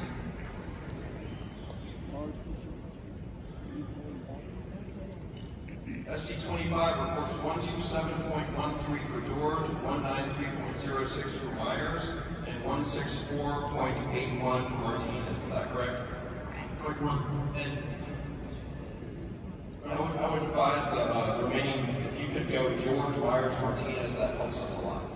Mike 1. Carmen Calderon reporting for SD 27, Abraham George 86.33, Dana Myers 19.21, and Weston Martinez 60.95. Committeeman Calderon from SD 27 reports 86.33 for George, 19.21 for Myers, and 60.95 for Martinez. Correct. Mike 2. Jamie Mathis, SD 26, George 47.33, Myers 68.36, Martinez 28.05, abstain 5.26. And Chairwoman Mathis from SD 26 reports 47.33 for George, 68.36 for Myers, 28.05 for Martinez, with abstentions of 5.26. Mike 1. Mr. Chairman, David Brugel from Senatorial District 28. We report 166.97 votes for Abraham George, 92.13 votes for Dana Myers, and 69.90 votes for Weston Martinez. Chairman Brugel from SD 28 reports 166.97 for George, 92.13 for Myers, and 69.90 for Martinez. Mike 2. Adolfo Tejas, SD 29. George, 47.67. Myers, 58.00. Martinez, 20.33. And Committeeman Tejas from SD 29 reports 47.67 for George, 58.00 for Myers, and 20.33 for Martinez. Mike 1. John Berry, Executive GOP Chair and Chairman for Caucus SD 30. Home of the amazing SREC Mayor, Patrick Whitelaw, version 1. Our results, George, 235.60. Myers, 64.65. Martinez, 100.99. And that's 100.99. Yes, sir. SD 30 reports 235.60 for George, 64.65 for Myers, and 100.99 for Martinez. Next one, Mike 1. Mr. Chairman, Chris Crowe, Senate District 31. Last in number, first in the hearts of Texans. Abraham George, 49.79. Dr. Dana Myers, 205.34. Weston Martinez, 13.87. SD 31 reports 49.79 for George, 205.34 for Myers, and 13.87 for Martinez. Let's do SD 21.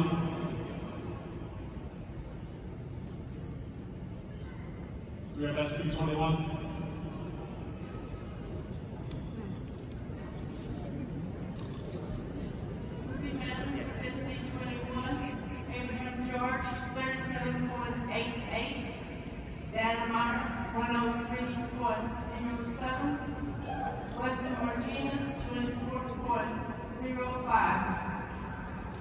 SD21 reports 37.88 for George, 103.07 for Myers, and 24.05 for Martinez. Okay, while we are tallying, will the Sergeant at Arms please open the doors and let everybody in? And keep in mind, do not leave. We will be on the second vote, if there is a second vote, closing the doors again, so please do not leave. Open the doors, please.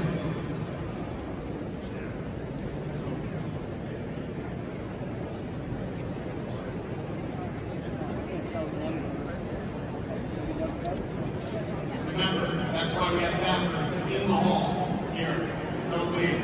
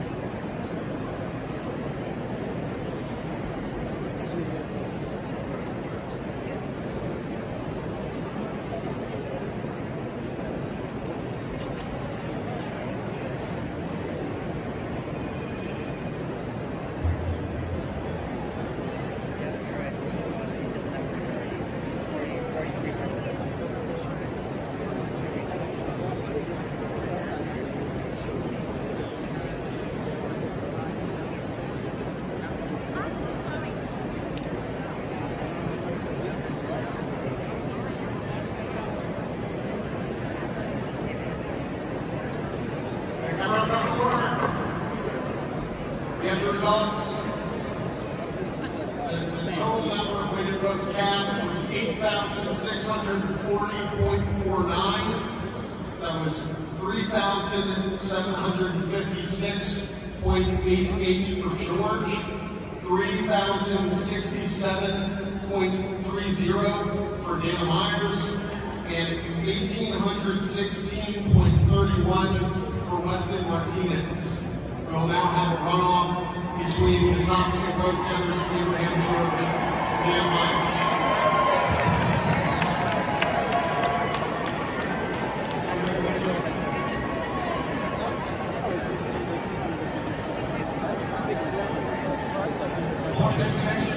Yes, first of all, before I get the board of information, we have a 5-minute warning, and then we are barring the doors at 5:29. Now state your board. Board of information. Work. I can see a light. Yes. Point of information. Yes. Would it be appropriate to announce the doors to Dana Myers for state chair? That one, yeah. Former candidate or PT chair? Yes or no? That's not about the board of information. Thanks. I got a different focus on here. We got 36%. Because I got the same numbers you did for George and Martinez and Myers. I got I could have easily done that. Yes, we're three. Martinez, SB23,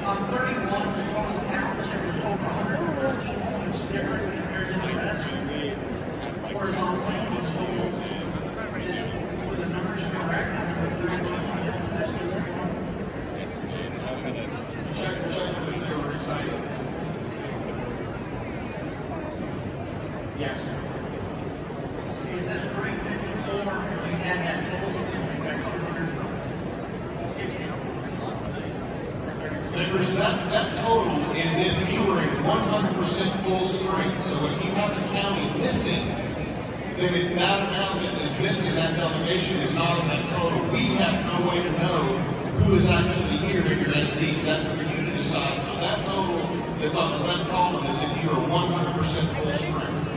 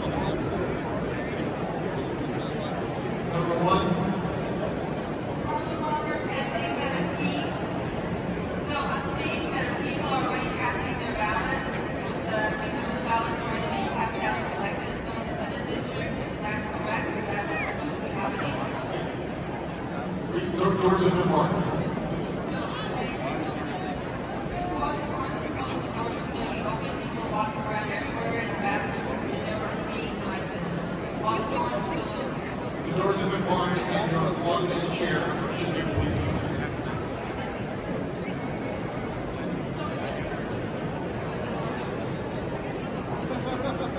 Mr. Hopkins? Mr. Chairman, I find decision district point out, I just want to make an announcement that I'm definitely not running for chair, and I wholeheartedly endorse.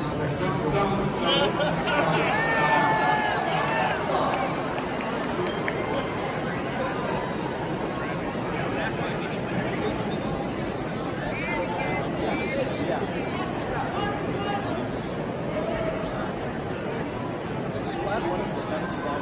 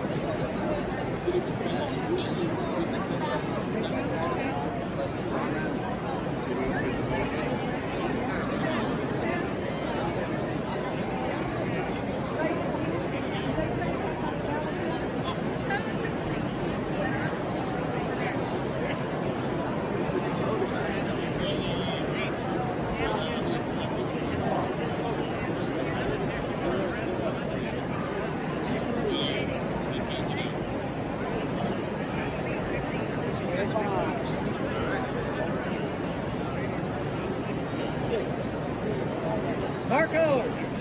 Hey. Marco! Marco! Come on, he's handing out ballots. You don't have it. Let's go. Your voice isn't loud enough.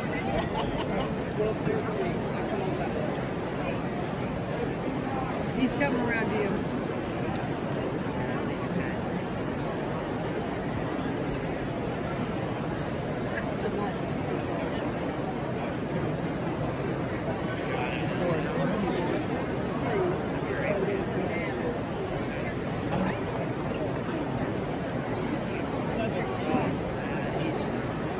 He's got more votes than anybody else.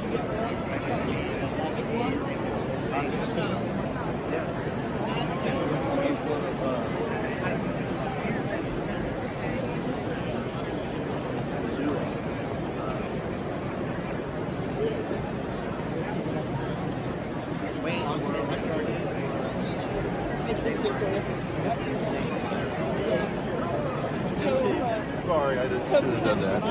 Michael, be 22 again. Okay, very good.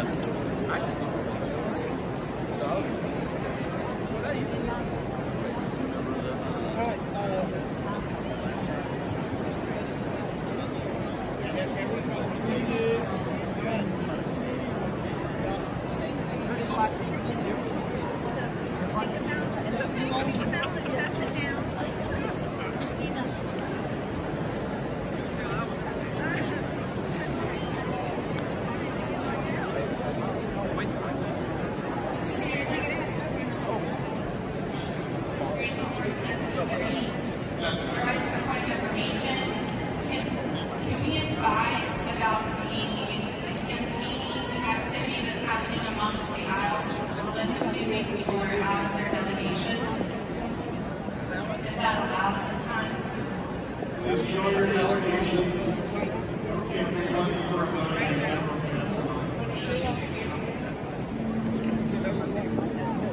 Keith hadn't turned his in yet.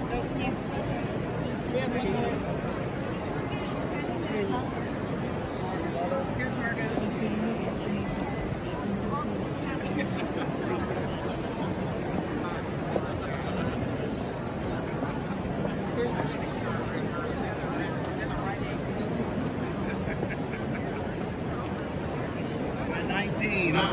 Once you have all your ballots, you have your numbers.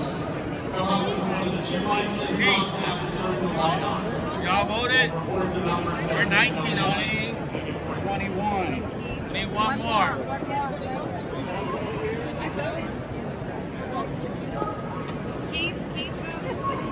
We found 22 right here.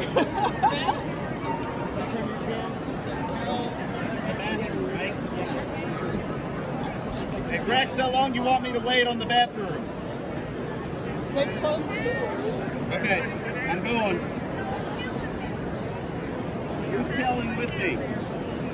Yeah, I'll come with you. That's fine. Wait. Rex is good. I'm right here. Rex is coming around, so might.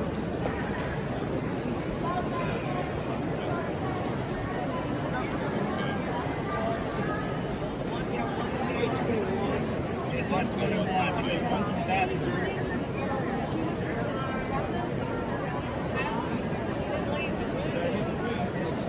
Rex, should I start counting?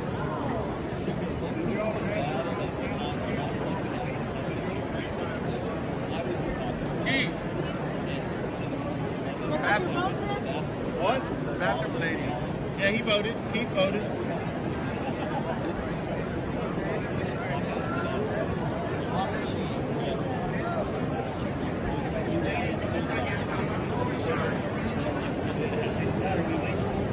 I think we're waiting for you.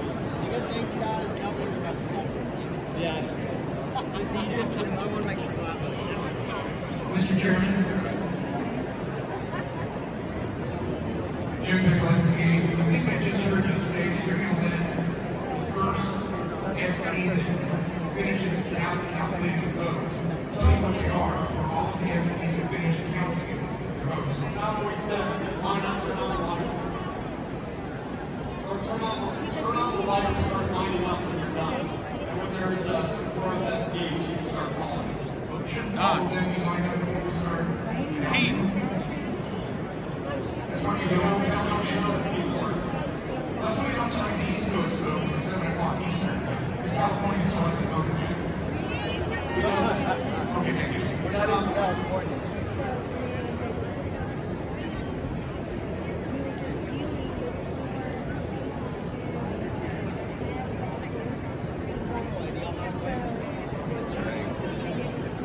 It's not going to make the convention go faster, so no worries.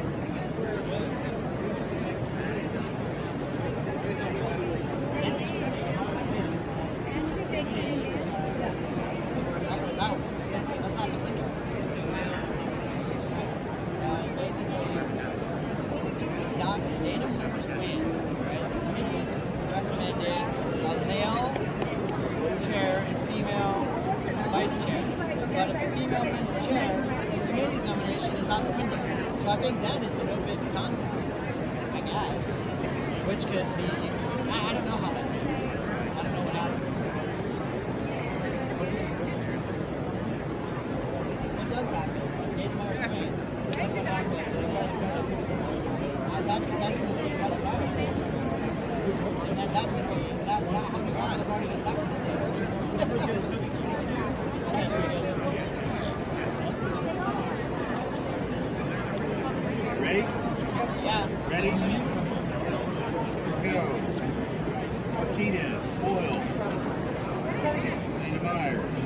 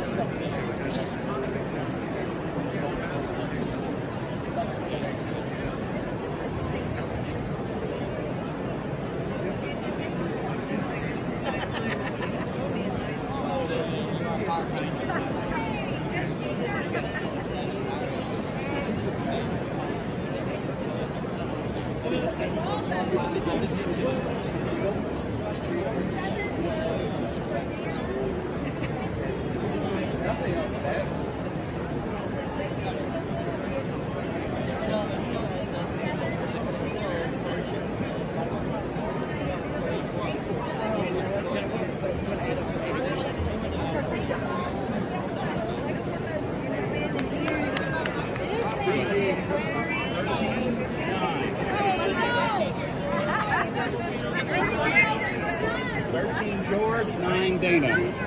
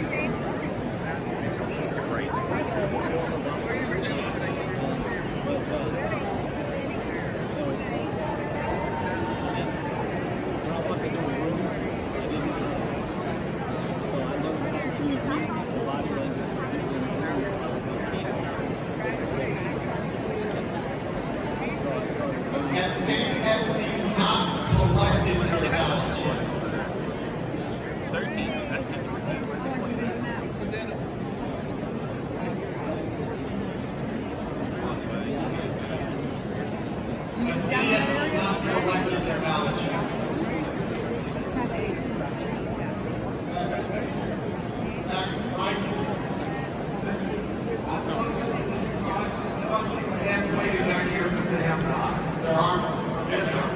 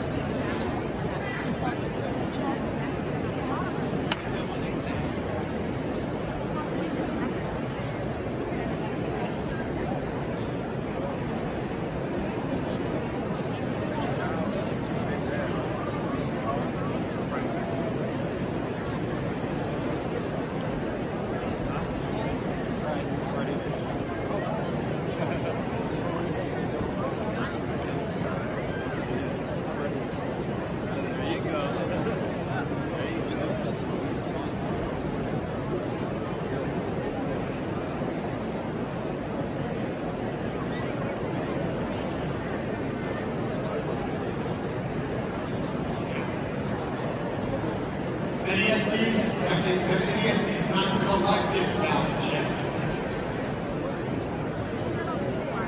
NESD's not collected ballots yet. Okay, we're going to start reporting. Not collected yet? Will you go to the mic when you have collected? Put it on that map. When you are done collecting, you go to the mic. Just let me know.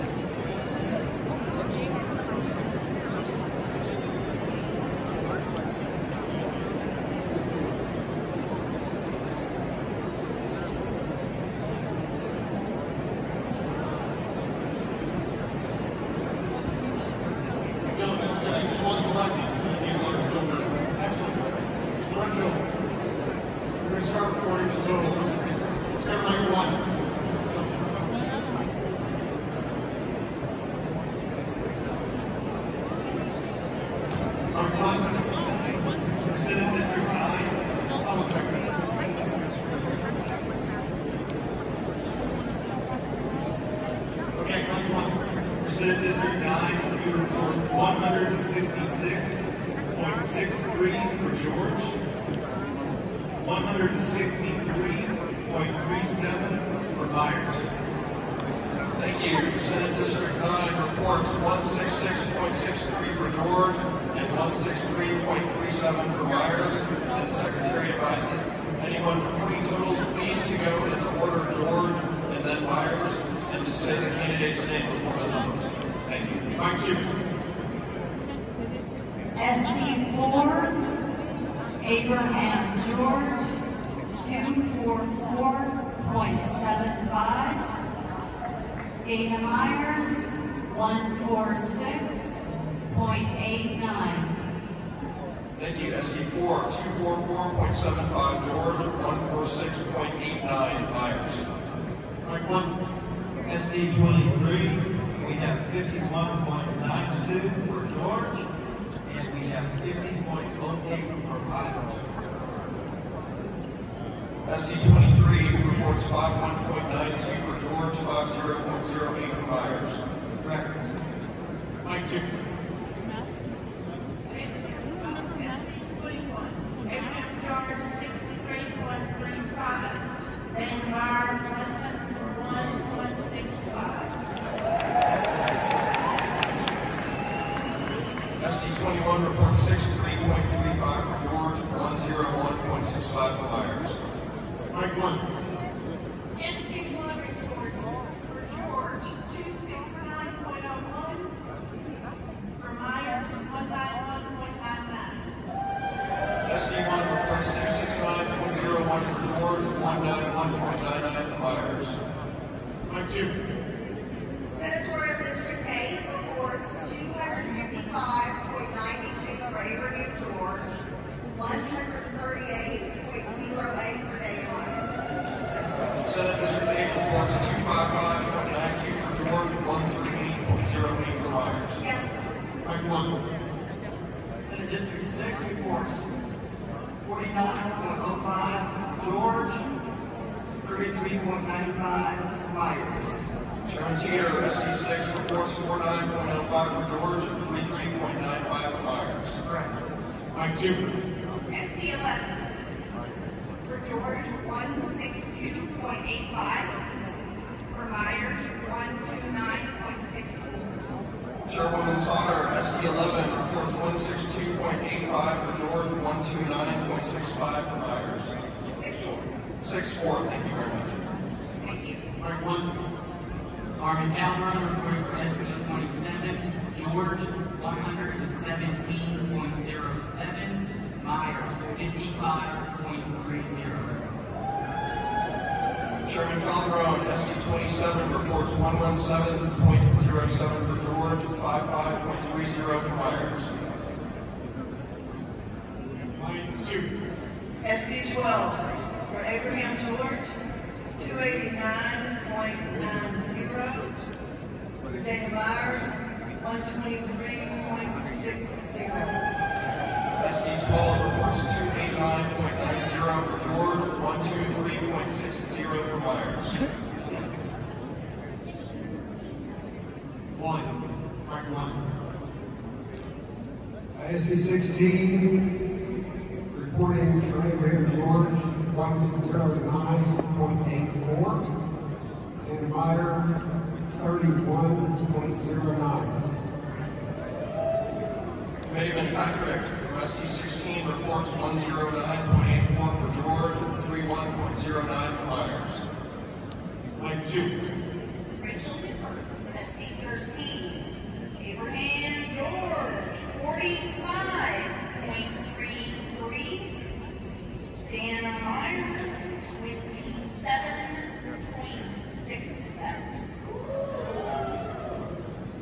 Chairwoman Hooper reports 45.33 for George, 27.67 for Myers. Mike 1. SD14 reporting for George, 54.43, Myers 103.14. SD14 reports 54.43 for George and 103.14 for Myers. Mike 2. Rufus Estes, SD 15, 19.09 for George, 147 for Myers, even. Next Daly, 1.91. Chairman Estes, SD 15, reports 19.09 for George, 147.00 for Myers, and abstained 1.91. Mike 1. Shane Green, Chairman for SD 17, 64.92 for George, and 268.08. Chairman Green, SD 17, reports 64.92 for George, 268.08 for Myers. Mike 2. General flag for SD 25, George 213.33, Myers 266.67. SD 25 reports 213.33 for George, 266.67 for Myers. Mike 1. Steve Biggers, SD 22 Chairman. Mr. George, 246.48. Dr. Myers, 108.84. Senate District 22 reports 246.48 for George and 108.84 for Myers. Mike 2. Adolfo Tejas, SD 29, George, 51.62. Myers, 75.24. Committeeman Tejas reports 51.62 for George, 75.24 for Myers. Mike 1. John Berry, Executive Chair, SD 30. George, 278.87. Myers, 120.91. Senate District 30 reports 278.87 for George, 120.91 for Myers. Mike 2. Mr. Chairman, Adrian Pena Garza reporting on behalf of SD 20. Dan Myers, 35.96. And Abraham George for 11.04. God bless Texas. Can you confirm that number, please, one more time?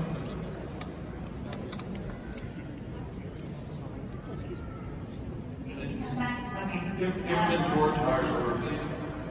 Abraham George, 11.04. And Dan Myers, 35.96. Thank you. SD 20 reports 11.04 for George, 35.96 for Myers. Is that 111 or just 11?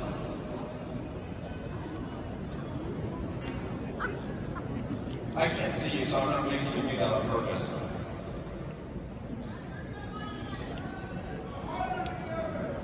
Oh my goodness. Am I speaking loud enough? Okay, Dan Myers, 35.96. And Abraham George, 111.04. Thank you so much. Mike 1. Robert Bennett, SD2 Chair, Abraham George, 262.68. Dana Myers, 77.07. Abstention, 2.26. Thank you. SD2, 262.68 for George, 77.07 for Myers, 2.26 abstain. Mike 2. Jamie Mathis, SD 26, George 69.42, Dana 77.89, and abstaining 1.69. Chairwoman Mathis reports 69.42 for George, 77.89 for Myers, abstentions 1.69. Mike 1. Christy Slade reporting for SD5. Abraham George, 195.04. Dr. Dana Myers, 176.96. SD5 reports 195.04 for George, 176.96 for Myers. Mike 2.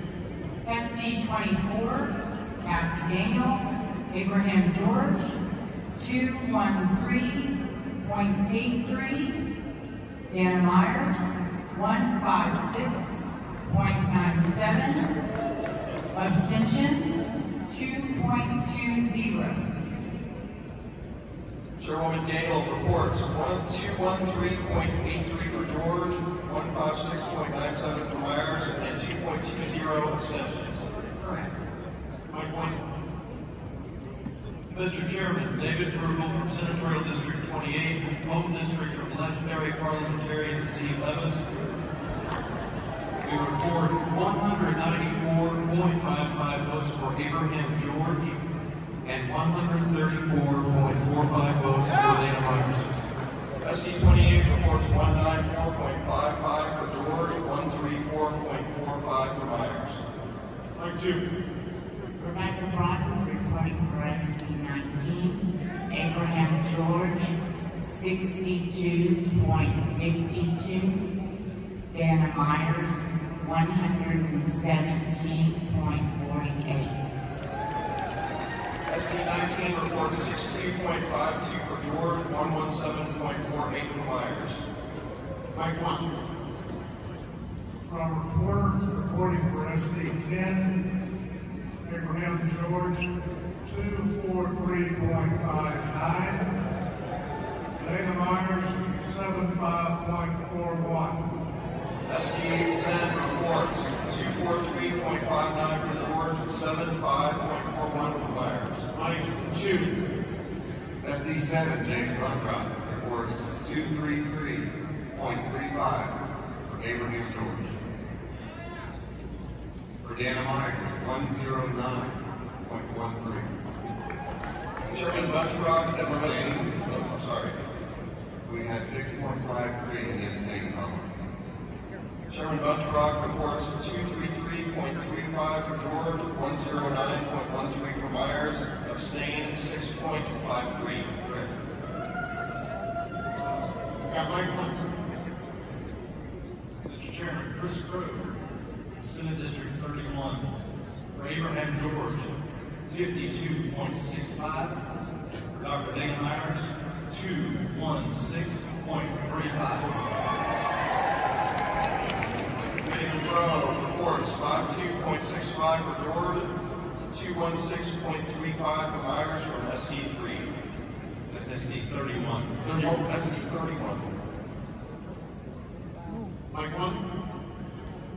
Mr. Chairman, David Brugel, SD 28. I believe we have an error in our tabulation spreadsheet, as we should have a voting strength of 392, and we're only voting 329. We'd like to recalculate our total. I believe that you had some no conventions held in your SD that took your theoretical ceiling down to 337, and if there were additional counties that had not registered, then it would be lower than 337 still. Thanks, sir. Thank you. We have SD 18. SD 18, David Luther Chair. We have 156.45 for George, 208.89 for Myers. Senate District 18 reports 156.45 for George, 208.89 for Myers. District 3. Senate District 3. SD 3, Chris Crowe. Thanks, sir. For Mr. George, 142.61. For Dr. Meyer, 289.39. Senate District 3 reports 142.61 for George, 289.39 for Myers. Thank you, Mr. Bruce. Thank you, Mr. Crowe. The Sergeant at Arms can open the doors while we tabulate the results.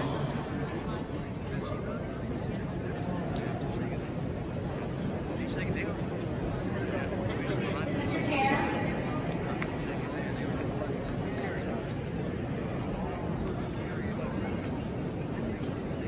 Just walk all the way over. I'm sorry. I'll give you one. SD5 has a correction. Yes. We had one abstention that was not recorded, and so we recalculated. Go ahead. 1 second, please. SD5, go ahead. Okay, this is Christy Slade reporting for SD5.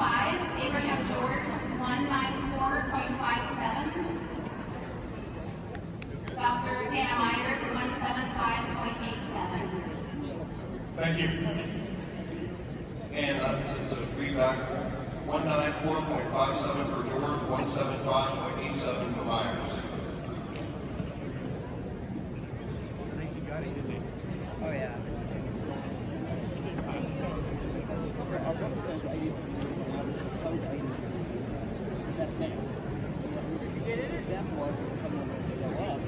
That's why you use the waiting string. Someone will show up. Yeah, it's 46.91 to 39.58.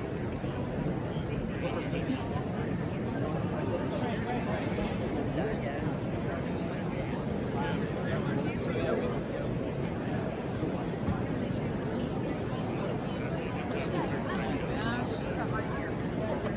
So in theory,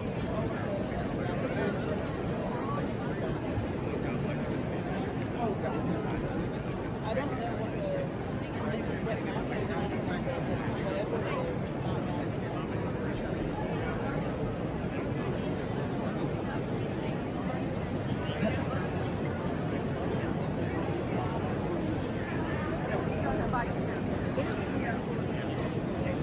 it's not What is it? What is it?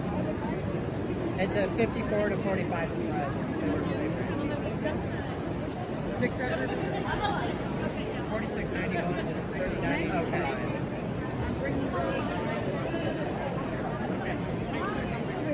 Thanks for doing the math there. I was doing the paper stuff here. I'm like, It's a spreadsheet. It's a Yep. No. I get it. That's cool. magic device. So it was 4 to 46. Abraham George versus No. We haven't even gotten vice chair yet.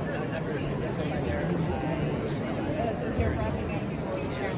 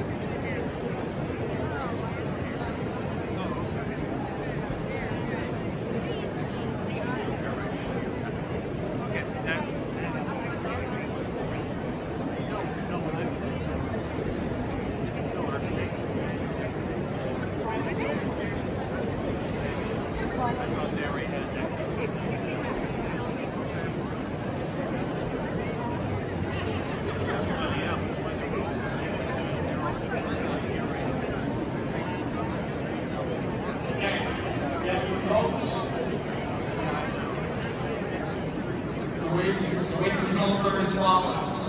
Abraham George, 4,691.62. Dan Myers, 3,945.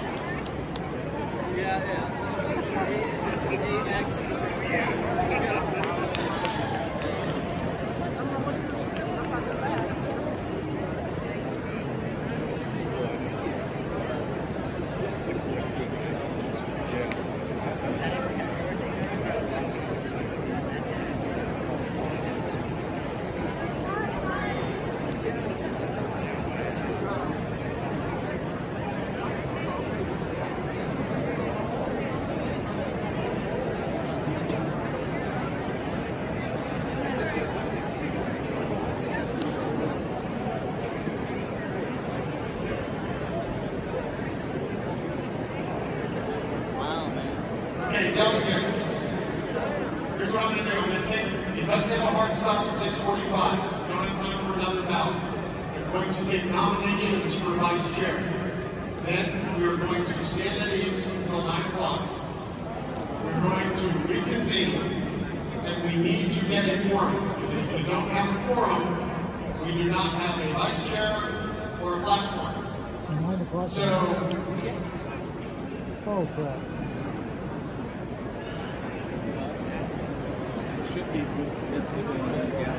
I'm going to call upon Susan Wright to reiterate the nominations committee reports. I'm sorry, the Vice Chairman. Thank you, Mr. Chairman. Delegation. The State Nominations Committee nominates Dorinda Randall for State Vice Chair. The recommendations nominates Dorinda Randall. Dorinda Randall's name has been placed in the nomination for State Party Vice Chair. Mike 1.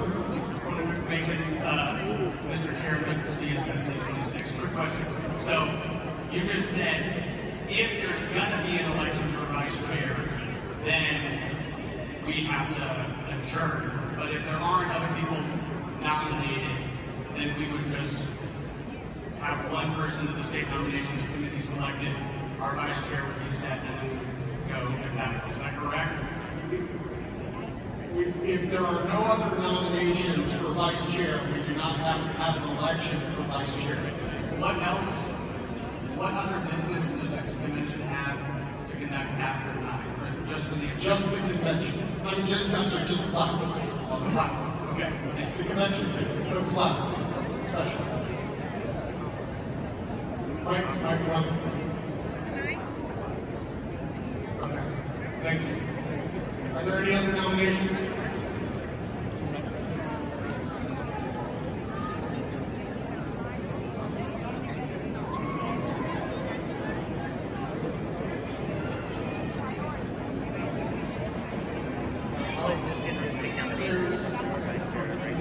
Go to the mic. Don't scream out. Go to the mic. Go to the mic. Go to the mic.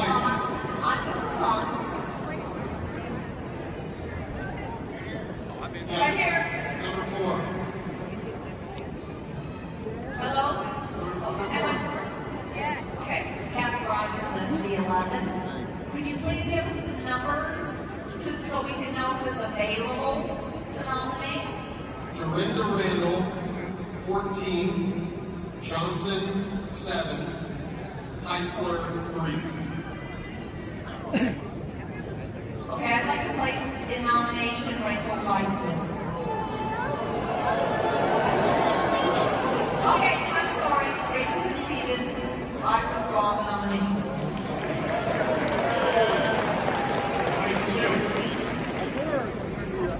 Mike 2. Is that like supposed to be on? Any other nominations for State Party roles? Any candidate received a vote? I have a nomination. Hold on. Turn the light on. Lights on. I'll see it. For State Party roles, any candidate who received a vote of at least 3 SDs in the first round of voting in the State Nominations Committee is eligible to be nominated. Dorinda Randall has been placed in the nomination for State Party Vice Chair. Are there any other nominations? Yes. Mike 1. You're in. Mike 1.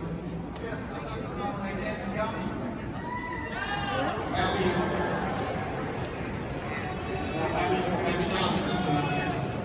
I need your name and SD. Oh, I'm sorry. Bud Williams, SD 28.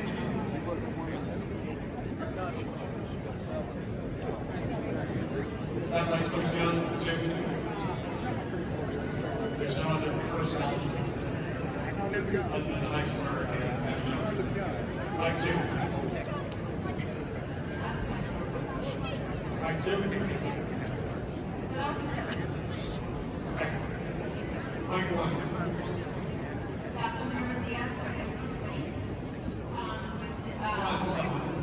Okay, Mike 2. Go ahead. Turn on. Dr. Murray, the SD 20. When it was offer to nominate from the floor. That's what I understood. I came forward to nominate a candidate that was not in the original nominations. So if I may, I would like to nominate as the chairwoman Adrian Peña Garza for vice chair. Adrian Peña Garza is not eligible. Four. The schizophrenic Kathy Rogers from SD11. Renominate Rachel Lyson. She has unconceived.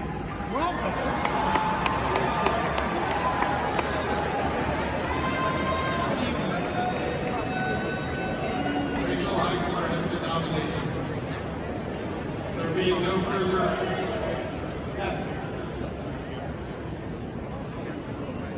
Yes.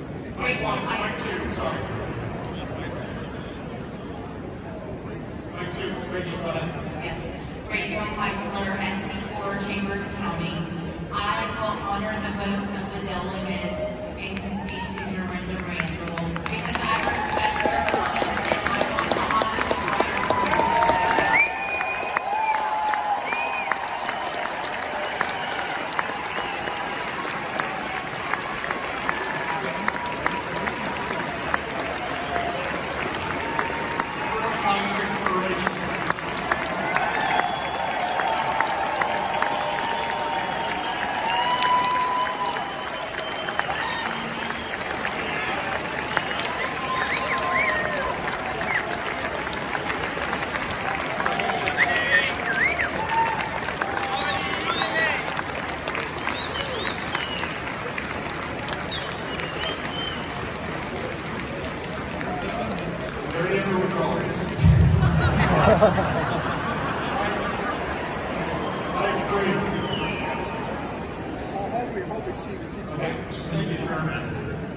Red Fairway, SD9. I would like to nominate Abby Johnson. I need a mic light. She's already been nominated. There's no further nomination. Thank you. The names of Abby Johnson and Dorinda Randall and Abby Johnson have been placed in the nomination for state party vice chair. They're the only. Mr. Chairman? Yes. What? Does the nominee have to accept the nomination in order to be considered? No, but if the nominee is in the room, could be contacted, would be helpful. No, they do not technically need to accept the nomination. Seeing no further nominations, the nominations are closed. The convention secretary will now call action. We will.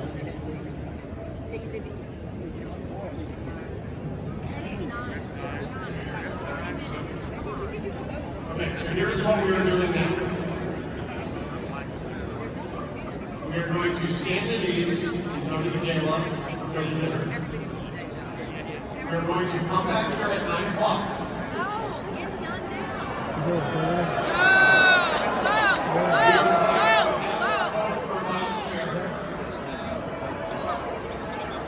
are going to consider our platform report,